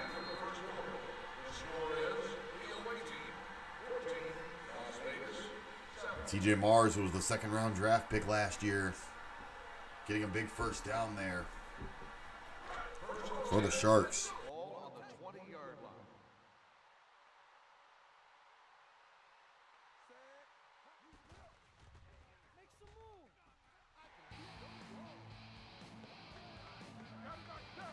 Whoops, I disconnected my mic. Big first down reception there from Monet. Anytime I think of you fool, I think of Cars. And the Pistons captain goes, "You fool! You tires, you idiot!" No, I think of Gilbert Gottfried, or I think of Skeletor yelling at Beastman. "You fool, Beastman! Yeah, He-Man!" There's a handoff there to the fullback. He gets leveled, and that's a no gain on that play there for the Royals. That was Tyson Bowers on the run. "You fool! You need tires, you idiot!" Tips over the tires. Oh, man, this shit's funny. Oh, God, that feels good. There's the run there from Diggs, and he gets nowhere. What are you thinking? What are you thinking? What are you thinking? I'll tell you what he's thinking. Absolutely nothing. There's another run there. This time Lancaster runs it in for the touchdown. Nick Lancaster with a touchdown.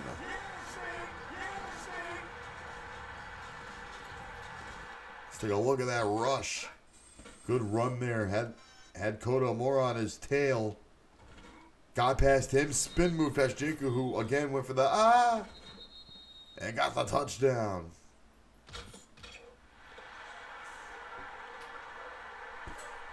It's literally about a guy moving into a new town and meeting new people because he's fallen for himself. It's about getting to know other people that you feel like it's supposed to be a knock at people who are arrogant and think people are below them. It's about appreciating other people around you and being humble. That's what I take from the Cars movie.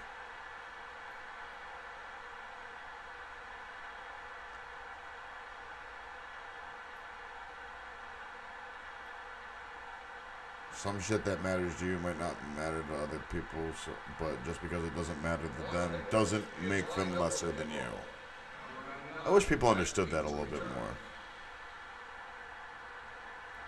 Kick off the back there, and a return from Carter, who takes it down and takes one of his men down. And Sanjay Nash, the man who got the tackle, looks like he hurt himself getting the hit.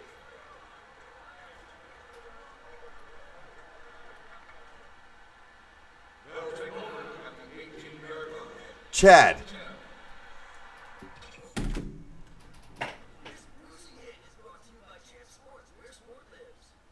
Welcome to Offense 101. We're going to equip you with the basic tools you'll need to be successful as an offensive player. After getting into formation, snapping the ball is an easy two-step process. Start the ball with the first press to the snap button. This will start the receiver in motion if it's part of the play. The second press of the snap button will actually snap the ball. All receivers will run their route from where they are at the moment of the snap. So make sure you don't take the hike too soon. If you take too long, the center will snap the ball automatically before the motion receiver crosses the line of scrimmage. There are a couple of options if you choose to call an audible. Initiate the call with the audible button and pick from any of the preset plays. I'm frustrated. I'm eating my feelings.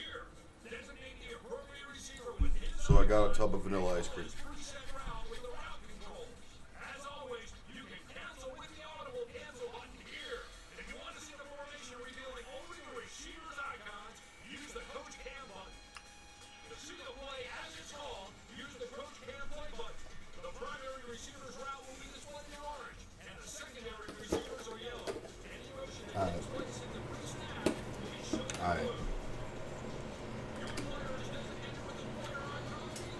Hold that fucking thought, Chad. Hold on, Casey. I'll read that in a second.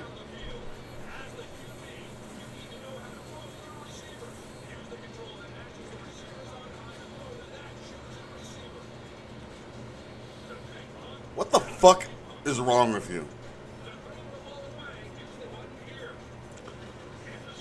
Who hurt you? Don't answer that. I know.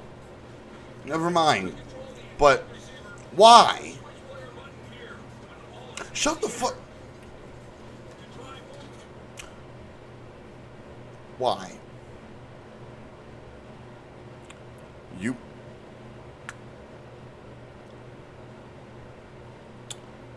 You know what, Chad? We'll talk about this after the game. We'll talk about this after the game. We'll talk about this after the game. I'm not saying this to tell you. I'm saying this to myself so I can relax.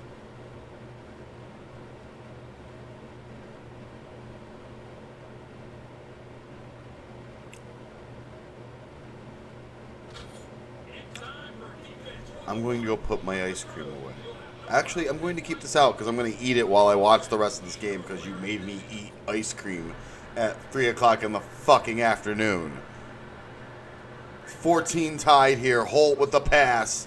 It's caught. Oh. Good catch there. Mark Snow with the catch, and he ate shit.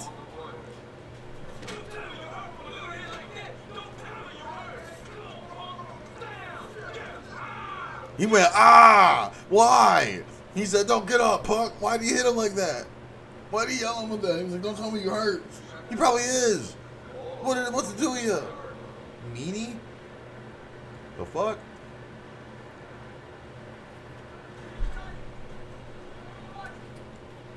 There's a catch there. Odomora with a big reception.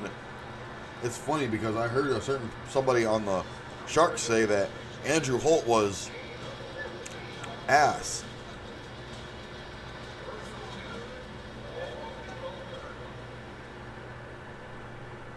Not gonna name any names, but it rhymes with Stinku. Andrew Holt said, I'm gonna do it myself. He heard the allegations and he beat him for a touchdown. He heard the allegations literally. It's like he heard me on commentary and was like, bet. I'm going to do it. He's got a radio in his helmet. Somebody investigate Andrew Holt right now. I was talking shit about him, and he just scored a touchdown. Extra point is good. What the fuck? Wow, 12-yard run. Andrew Holt's the best.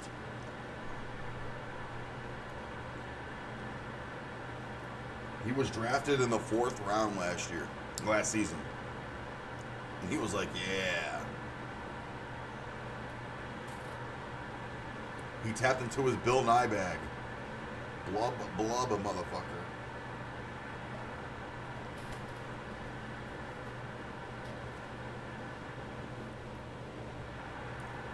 I'm stress eating. Shut up. There's a run back there from O.C. Gray. I'm going to get fucking brain freeze in a second. I can already feel it because I'm downing ice cream. Because Chad sent me a fucking picture of a cosmic brownie with all the cosmic pieces taken out of it. Short run there from Nick Lancaster. Fucking demon is what you are, man. It looked like a fucking burnt graham cracker. It looked like a square poop.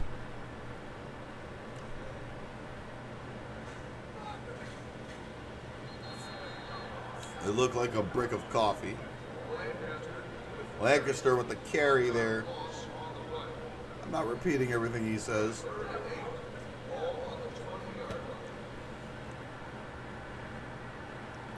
Dude, your mom does that. I can't say nothing bad about Mama Rob, but that makes me side-eye. So I'll be like, hold up.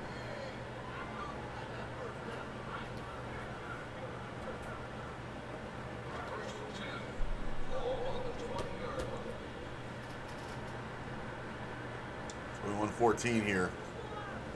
Intercepted there by Coda. Coda with a second interception. And Diggs getting read the riot act here. Getting read the riot act here from his coach. Interception there. Disappointing. 2.5 minutes left to go here in the half.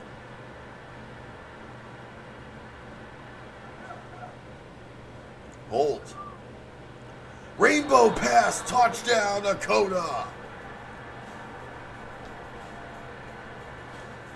And the Sharks with another touchdown there. Look at that rainbow pass. How appropriate. A rainbow pass from the team from the Rainbow State.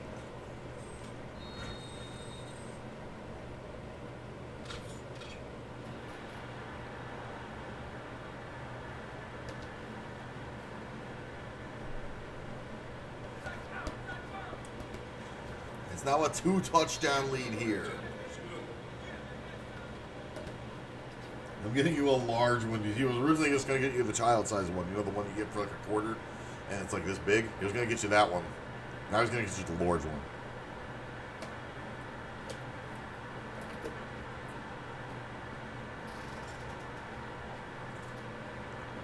Well, it's a bummer. I think Coda's still at work.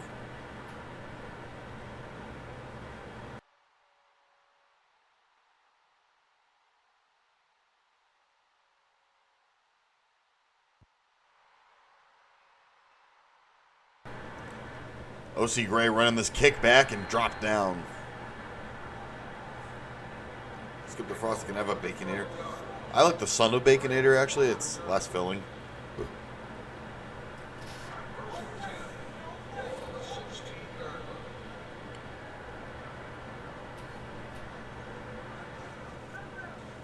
Diggs now. His pass is bounced off. Baconator with the pretzel bun? I never thought about the Baconator with the pretzel bun.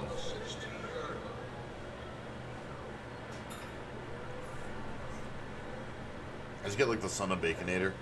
It's pretty damn good. Oh my god! And the spicy nuggets. Lancaster going nowhere on that. He gets hit behind the line there.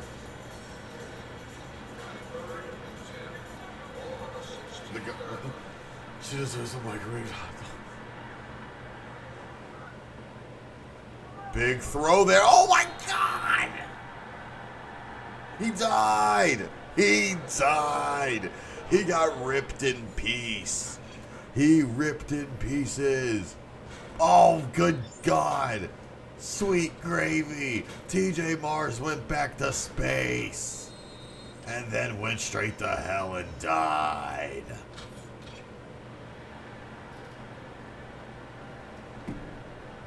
Layman's terms, it's 1 minute warning and that pass was incomplete. You like that?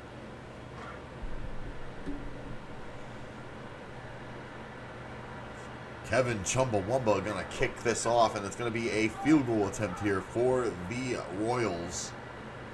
And it is no good. It bounced off. It's recovered here. Oh my God! Oh!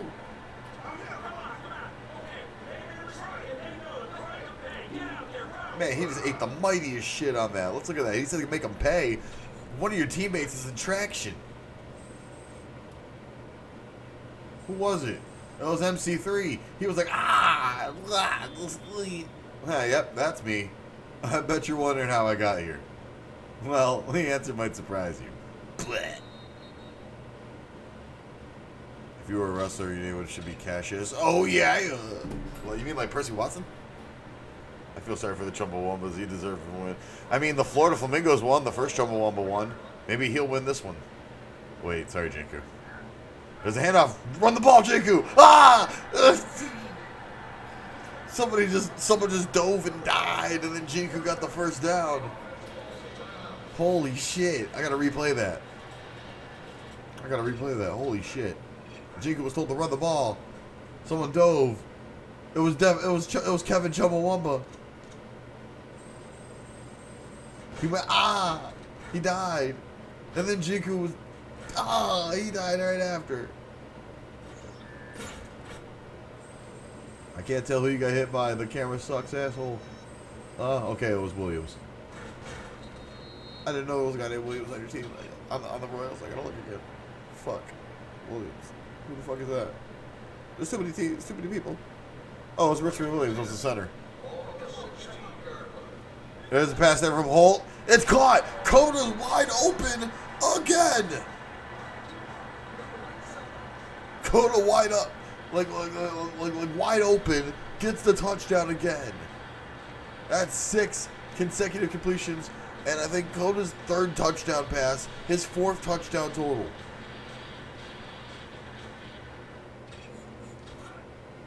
Coda's made 4 of these 5 touchdowns. Take a look at that again. Let's see where Coda was in this. Wide open. No one covering him. You're up 20 points. It's about to be 21 points, which would be literally a 3-touchdown lead.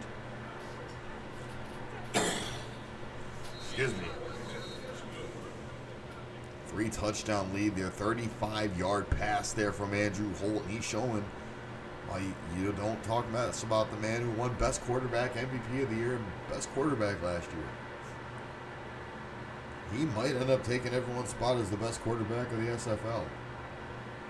That was Sam King's original spot. And Jordan Nicholson's before that. For a hot minute, some people said Max Styles. And Cash. But then people said that was bias.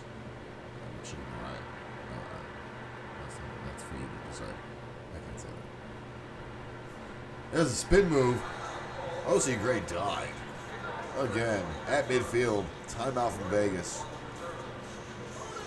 I have hella brain freeze right now from that ice cream. My head hurts. This is not fun.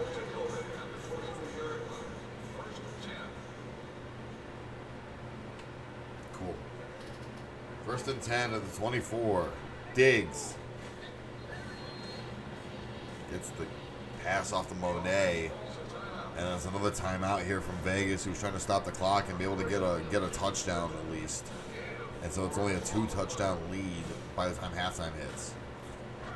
And the Sharks do get the ball second half. That is right. They do get the ball back second half. Good observation, Jinku, because I totally would have forgot. Diggs with the pass. It's deflected. Keith Ryan on the deflection. Looking for O.C. Gray on that pass. 19 seconds remain here.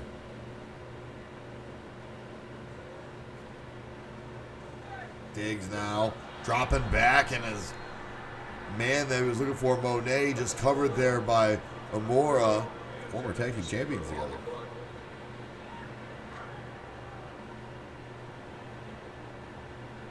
I thought that was a pick. I would have felt bad for Chumbawamba.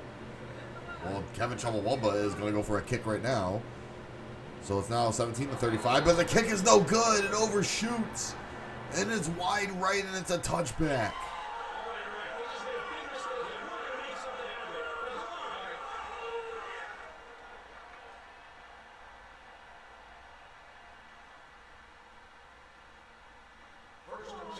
$13 seconds to go here before halftime. 14-35 Hawaii in firm control here.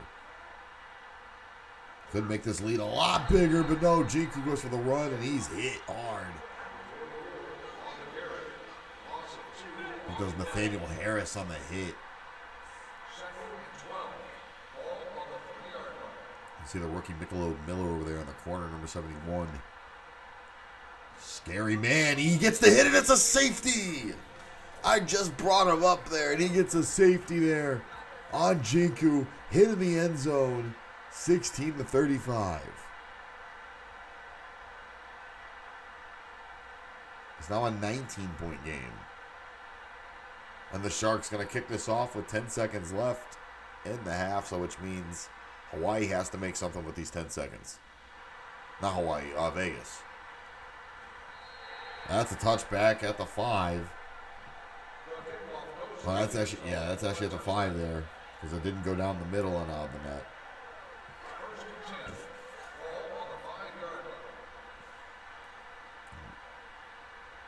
I think, or it didn't hit the sides now, but that's why I didn't go to the 20. Lancaster getting destroyed there. MC3 and Amora just hitting them.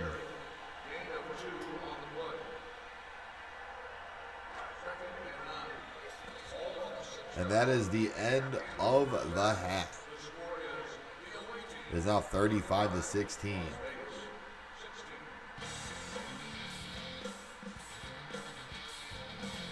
There's a good, wholesome family entertainment.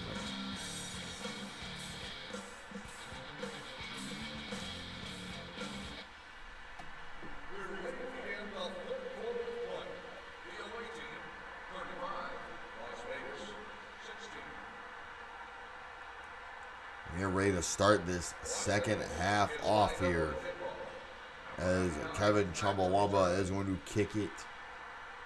And MC3 going to return it. And he is stopped back there behind the line there by Harris. Kickoff return 7 yards. Number 99 on the return. First and 10. And now it's 5:45 to go here in the third quarter to start this game off. Andrew Holt getting hit before he can throw it. And it's incomplete. Gets hit as he goes to throw it there. Let's take a look at that again. His offensive line kind of fell apart there at for a minute. You take a look at number 79, Nathaniel Harris. He gets right past the center, gets right past Ryan Alexander, and just hits him.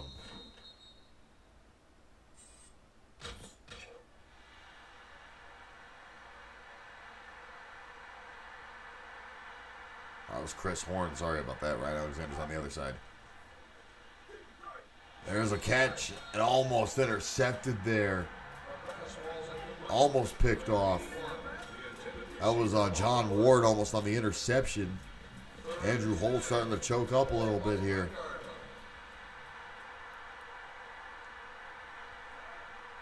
The second half not looking too good for him. To start things off, there's a catch of Mora with the first down. Oh, that wasn't Mora. There's a holding call on Jinku, and that pass is going to be taken back. Miller and Harris. That was a holding call on Jinku. Let's take a look at that. I guess the holding call was right there. Yeah, I guess so. They called a holding call on him. Might have been a bogus call there. You see Jinky's a little bit slow to get in position. He's pretty upset about that. I understand. There's a short pass. And it's caught by Carter. And that time a holding call on Ryan Alexander. And that's declined. And that's going to be a fourth down. And Ryan Alexander not too happy about that.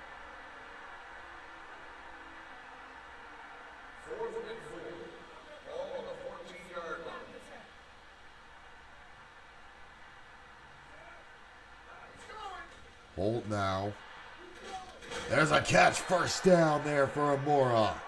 Hits hard into the guardrails, but he's up. He's slammed hard. And he's back down again.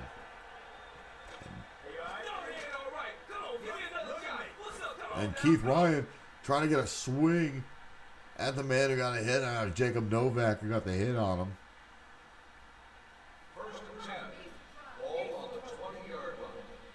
First and 10 at the 20. Holt now. All the way down. He's got Kaplan for the first down. That's his third pass in a row there. Third completed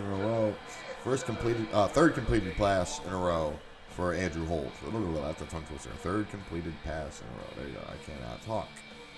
That's what it is. Big pass completion there for the Sharks. The Sharks trying to keep their lead. Already up by a 19 here.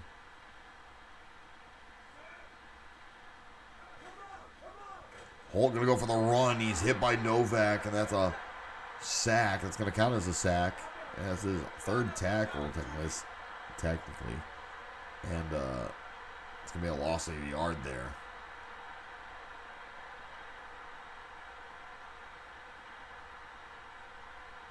Not exactly sure what's going on with this camera. All right, cool. Gotcha. We were kind of frozen for a minute. Nobody knew what the hell to do. I guess we were immediately back to the tackle. I guess I'm supposed to fill up time with that, and I didn't. I'm an idiot and a bad commentator. Holt's got, I believe, had a man going in. I think it was Amora, and he caught it for the touchdown. That is another touchdown for the Sharks, and these fans are not liking it here in Vegas. That was actually, that wasn't Amora. That was Keontae Tyson. Keontae Tyson. No! Keontae! Why? Oh, Jesus. Keontae Tyson just got destroyed by John Ward for no reason. That was a beautiful pass there to Tyson. He slammed right into the wall there. Poor sportsmanship, but we love it. It's what makes money salt. Extra point there is good, and the Royals, who aren't happy about being blown out here, possibly.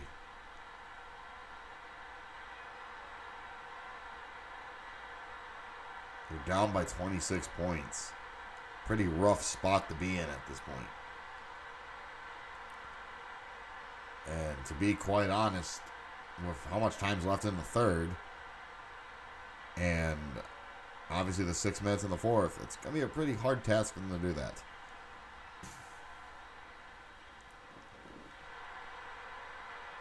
Off of the wall, and it's caught. Oh my God! Sanjay Nash, who was injured earlier, returns that and gets destroyed. Hit with a fall of man, basically. Which I love that everybody does that. Oh, it was Bradley Shore that returned it. Boing. And then Shazam! Chuck Reed and Cal Wooten teaming up on that hit.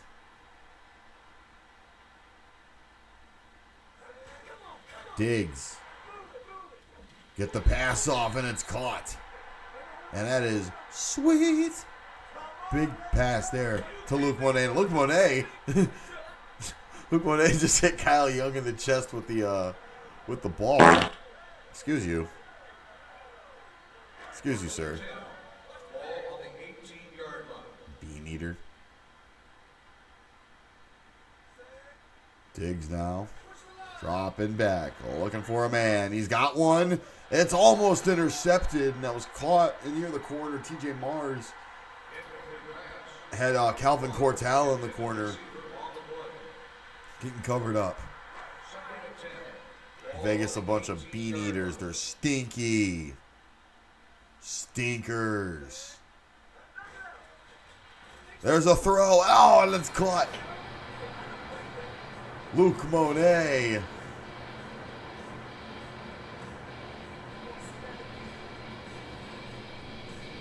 And that is close enough to where they can possibly get a touchdown here. It's 3rd and inches, literal inches. Like they could you could literally just trip and fall into the end zone. There's the run from Lancaster. He runs in. He's Diet Christian McCaffrey, all right. I'm kidding. Yes, he has to actually be goated to be that.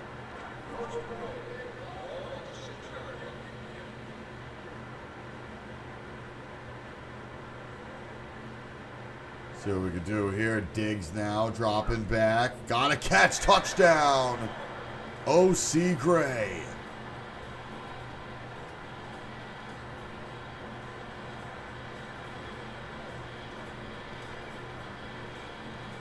Great touchdown there for the Royals, and they get a little bit of sign of life there. A little bit of a comeback, if you will. They're getting their momentum. They're getting their fire spot. This is the hope spot, if you will. This is that clothesline, get up, clothesline, hip toss, do your special move. near fall. And then, well, near fall isn't part of it actually. That's literally how that finishes is the near fall. That's the part of that's literally the hope and the hope spot.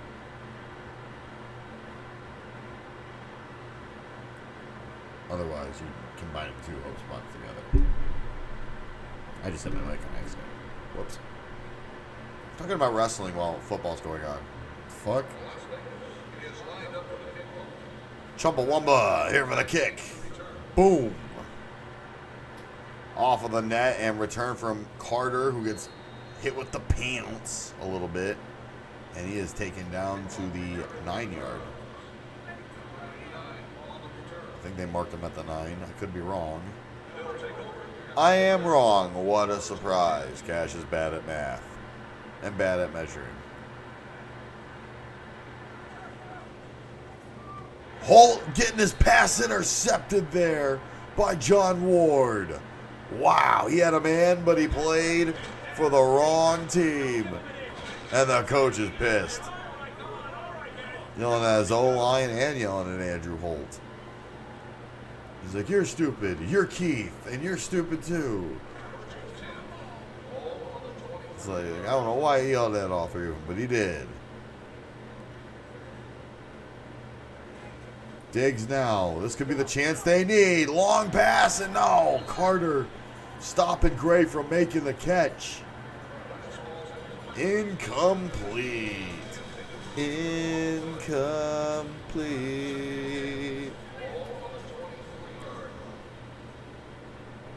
See what happens here now. 40 seconds to go in the third. Diggs with a catch. It's first down. TJ Mars.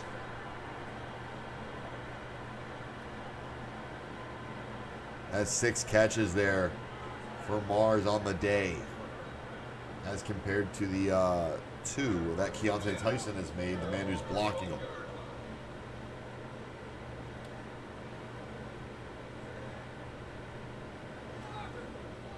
There's a pass there from Ward, and from Diggs, and it's caught by Mars. That was an off the border and off of the wall pass there.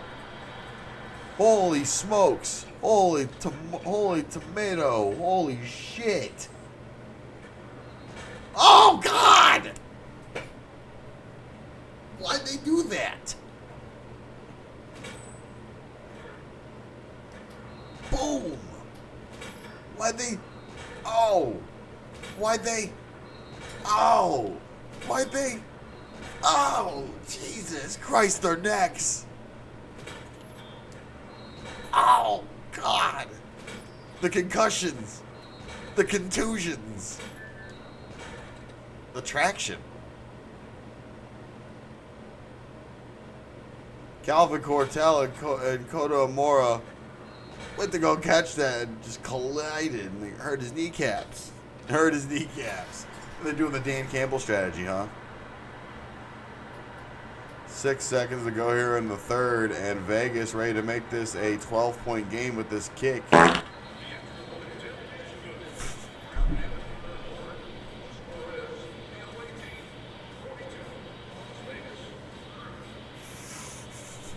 was good timing. That was really good timing. That was really good timing. 30-42 here, Vegas.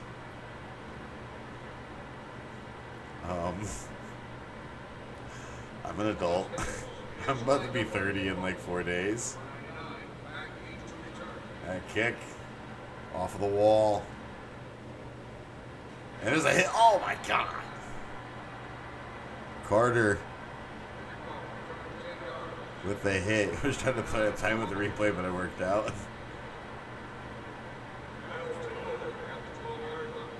I can't tell the timing. You probably both.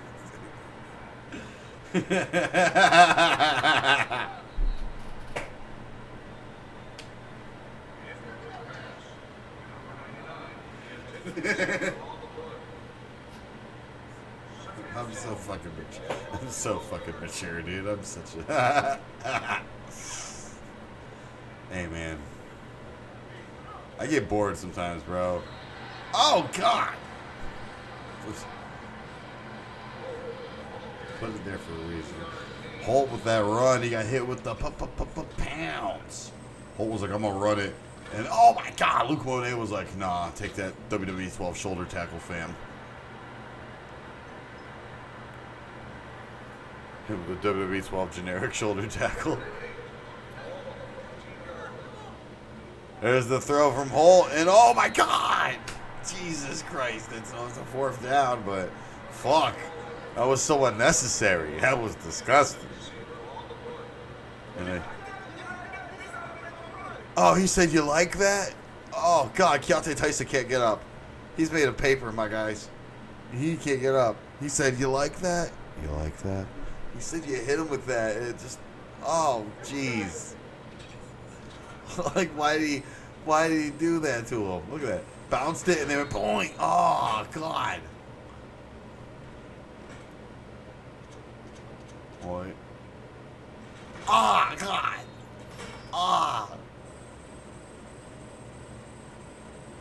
Ah. I'm so sorry. Your boy Spine. Well, I'm so glad we don't have insurance here because fuck, we'd be broke.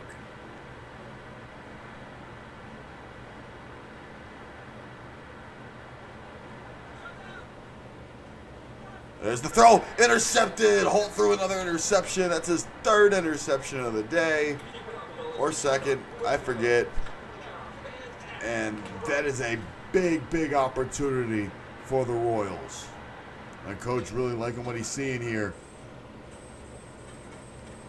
There's the catch there. It was John Clayton on the interception. We're getting stopped by Jinku.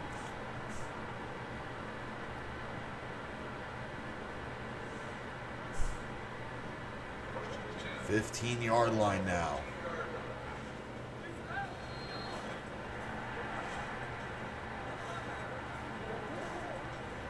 You guys are still winning.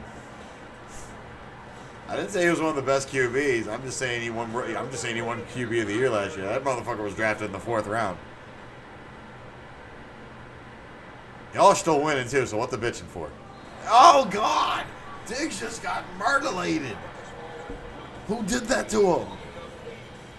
Was that Chuck Reed?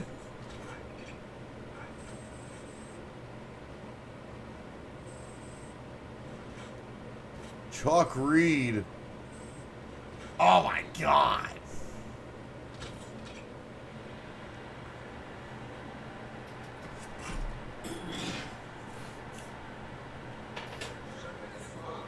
And Diggs, oh man, Diggs throwing it off. We got hit again. Why are they bullying him? They're bullying him. They're bullying Kelvin Diggs here. Who hit him this time? Oh, God, it was Reed again. Oh, Jesus, Chuck Reed with double clotheslines. He gave him short clothesline. You give him short clothesline? Diggs with a pass. It's caught. First down there to Monet. Cover there from Kyle Young. Luke Monet on 7 catches for 77 yards. That's pretty damn lucky for him. As compared to the 5 catches and 4 touchdowns that Koto Amora has. So they're both doing pretty damn good for themselves here.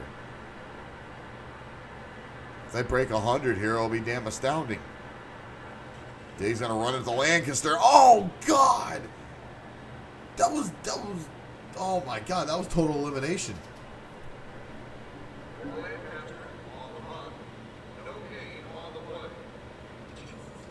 God, that was a complete, utter annihilation. Oh, Jesus. Someone was right behind him. I think that's Chris Horn. And then Jinku with the hit. Just double teaming him. He's like, you get behind him and I'll push.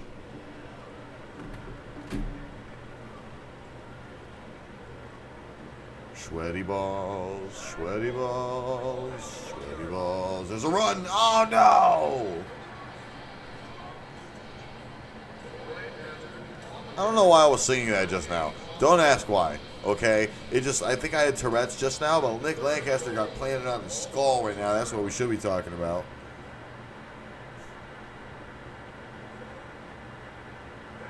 Diggs. Handing off to Lancaster, who gets bumped into the touchdown by Young on accident. There's the touchdown.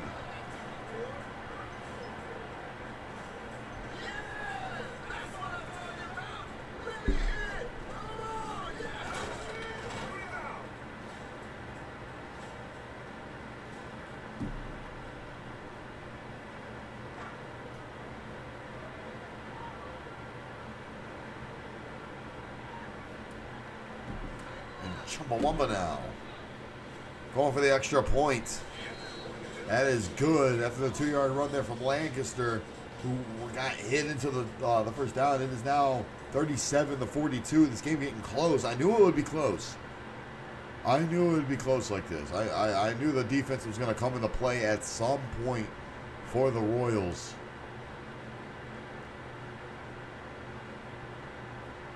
Five-point difference between these two.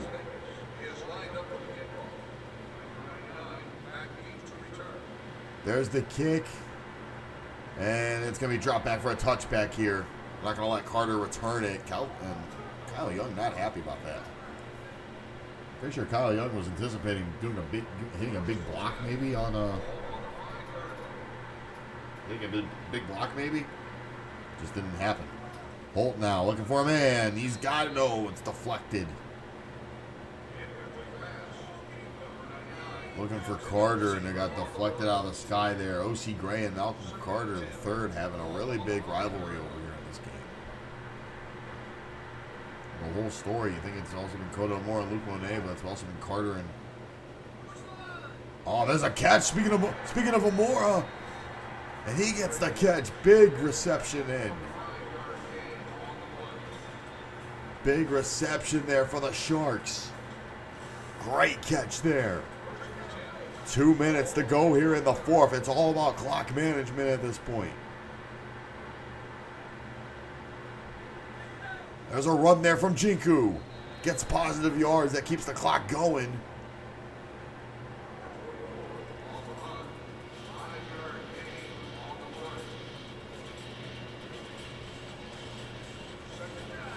Minute 56 to go here. 2nd and 5.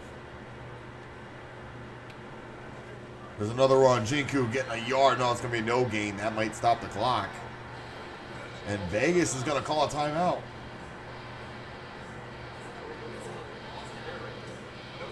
Vegas calling their timeouts early, and that's interesting. 3rd and 5. That stops the clock.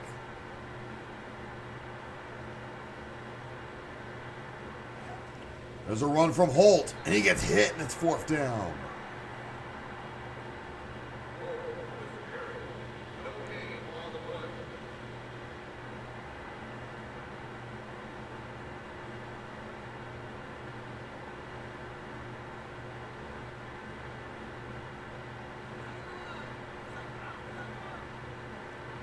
There's the kick, and it is good from DePritzi.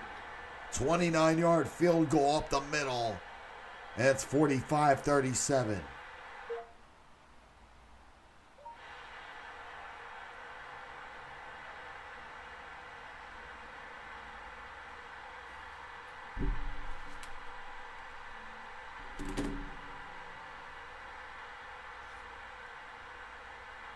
A 12-point game here now between the Sharks and the Royals.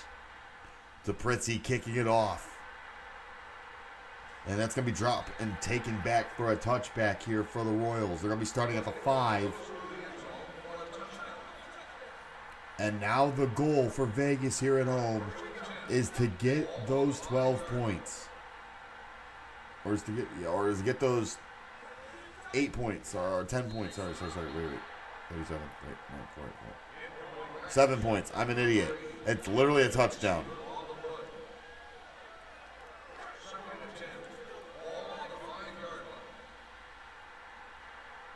They need that touchdown and 2-point conversion is what they need. Oh, my God. Who the hell said that? That was a 1-minute warning. Somebody said, I'll take that. And then that big hit on TJ Mars. Take a look at that again. Good catch there from Diggs to Mars. And, oh, God, Calvin Cortell just shoving him right to the wall.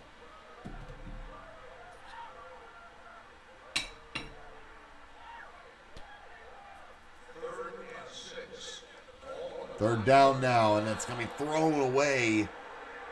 I don't think Diggs could find an open man there. I'm not exactly sure what happened there. Let's go ahead and take a look at that. Let's take a look at that. Take a look at that again. Diggs looking for an open man. Couldn't find anything, and he kind of threw it a bit early. Probably got a bit nervous. There's less than a minute to go here at the 4th and 6. Down by 8. Long pass. It's caught. TJ Mars gets it. It's a first down. Calvin Cortell recording his 8th tackle, stopping Mars before he can get to the touchdown. Now this might get into the realm of realistic. In order to tie the game now, they need a touchdown and a 2-point conversion. Short pass to Miller. It's a fumble. And recovered by the Sharks. He threw it to Michelob Miller. And it was recovered by the Sharks.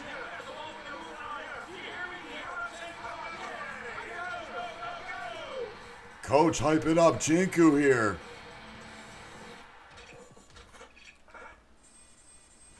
Look at this, the throw. Yeah! Diggs and throwing it. It was caught by Michelob Miller, who's running in as a registered as a receiver, had no idea.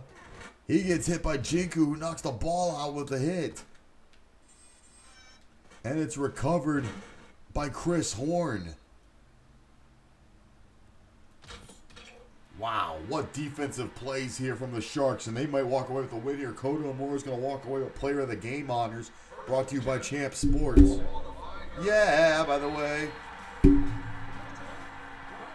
there's a penalty on Miller. And the Sharks, I think, have just won this game.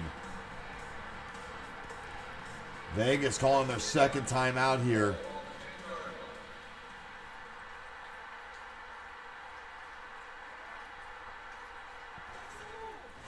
Jinku with a run. He's hit behind the line. Oh, no, the coach. Coach got knocked over in the process there. That hit from Novak.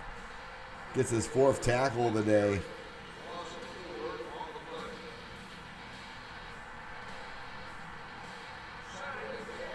Second and 14 now. 32 seconds left. A loss of yards stops the clock. No gain stops the clock. Jinku getting a gain of yards, and the clock will run. 3rd and 10. Vegas has to call their final timeout if they have any left. I have no idea. I don't think they have a timeout left. I think they might have used all their timeouts. I think they did, and this will end the game. Just like that, guys. The Hawaii Sharks have won this game. It is 45-37, the final score. Sharks are going to walk away with the win here in week 1. And it was really close, I'll tell you that. It was really close. If it wasn't for that fumbled catch there from Miller, honestly, I think that the Royals might have had a chance at coming back here.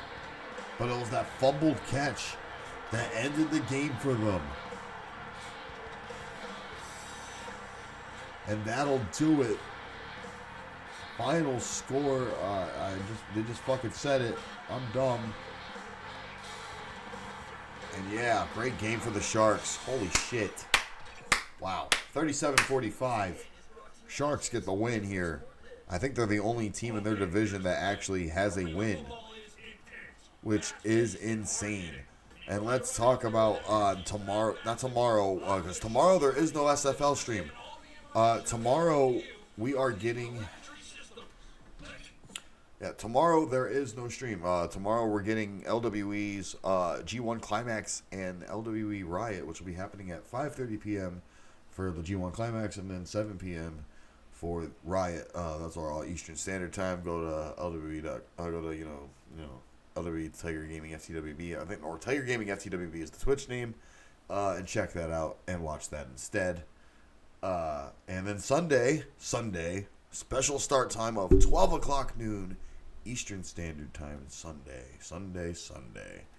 It'll be the return of the SFL with the Miami Vibe taking on the Texas Outlaws. And then at 2 p.m., it'll be the Stanford Superstars against the L.A. Knights. Yeah. Oh, my God. Great game, though. Great set of games that we've seen here today. And thank you guys for watching the stream. And I'm going to head over into the Starver server because I see Jinku in there, and I'm going to go bother him for a little bit.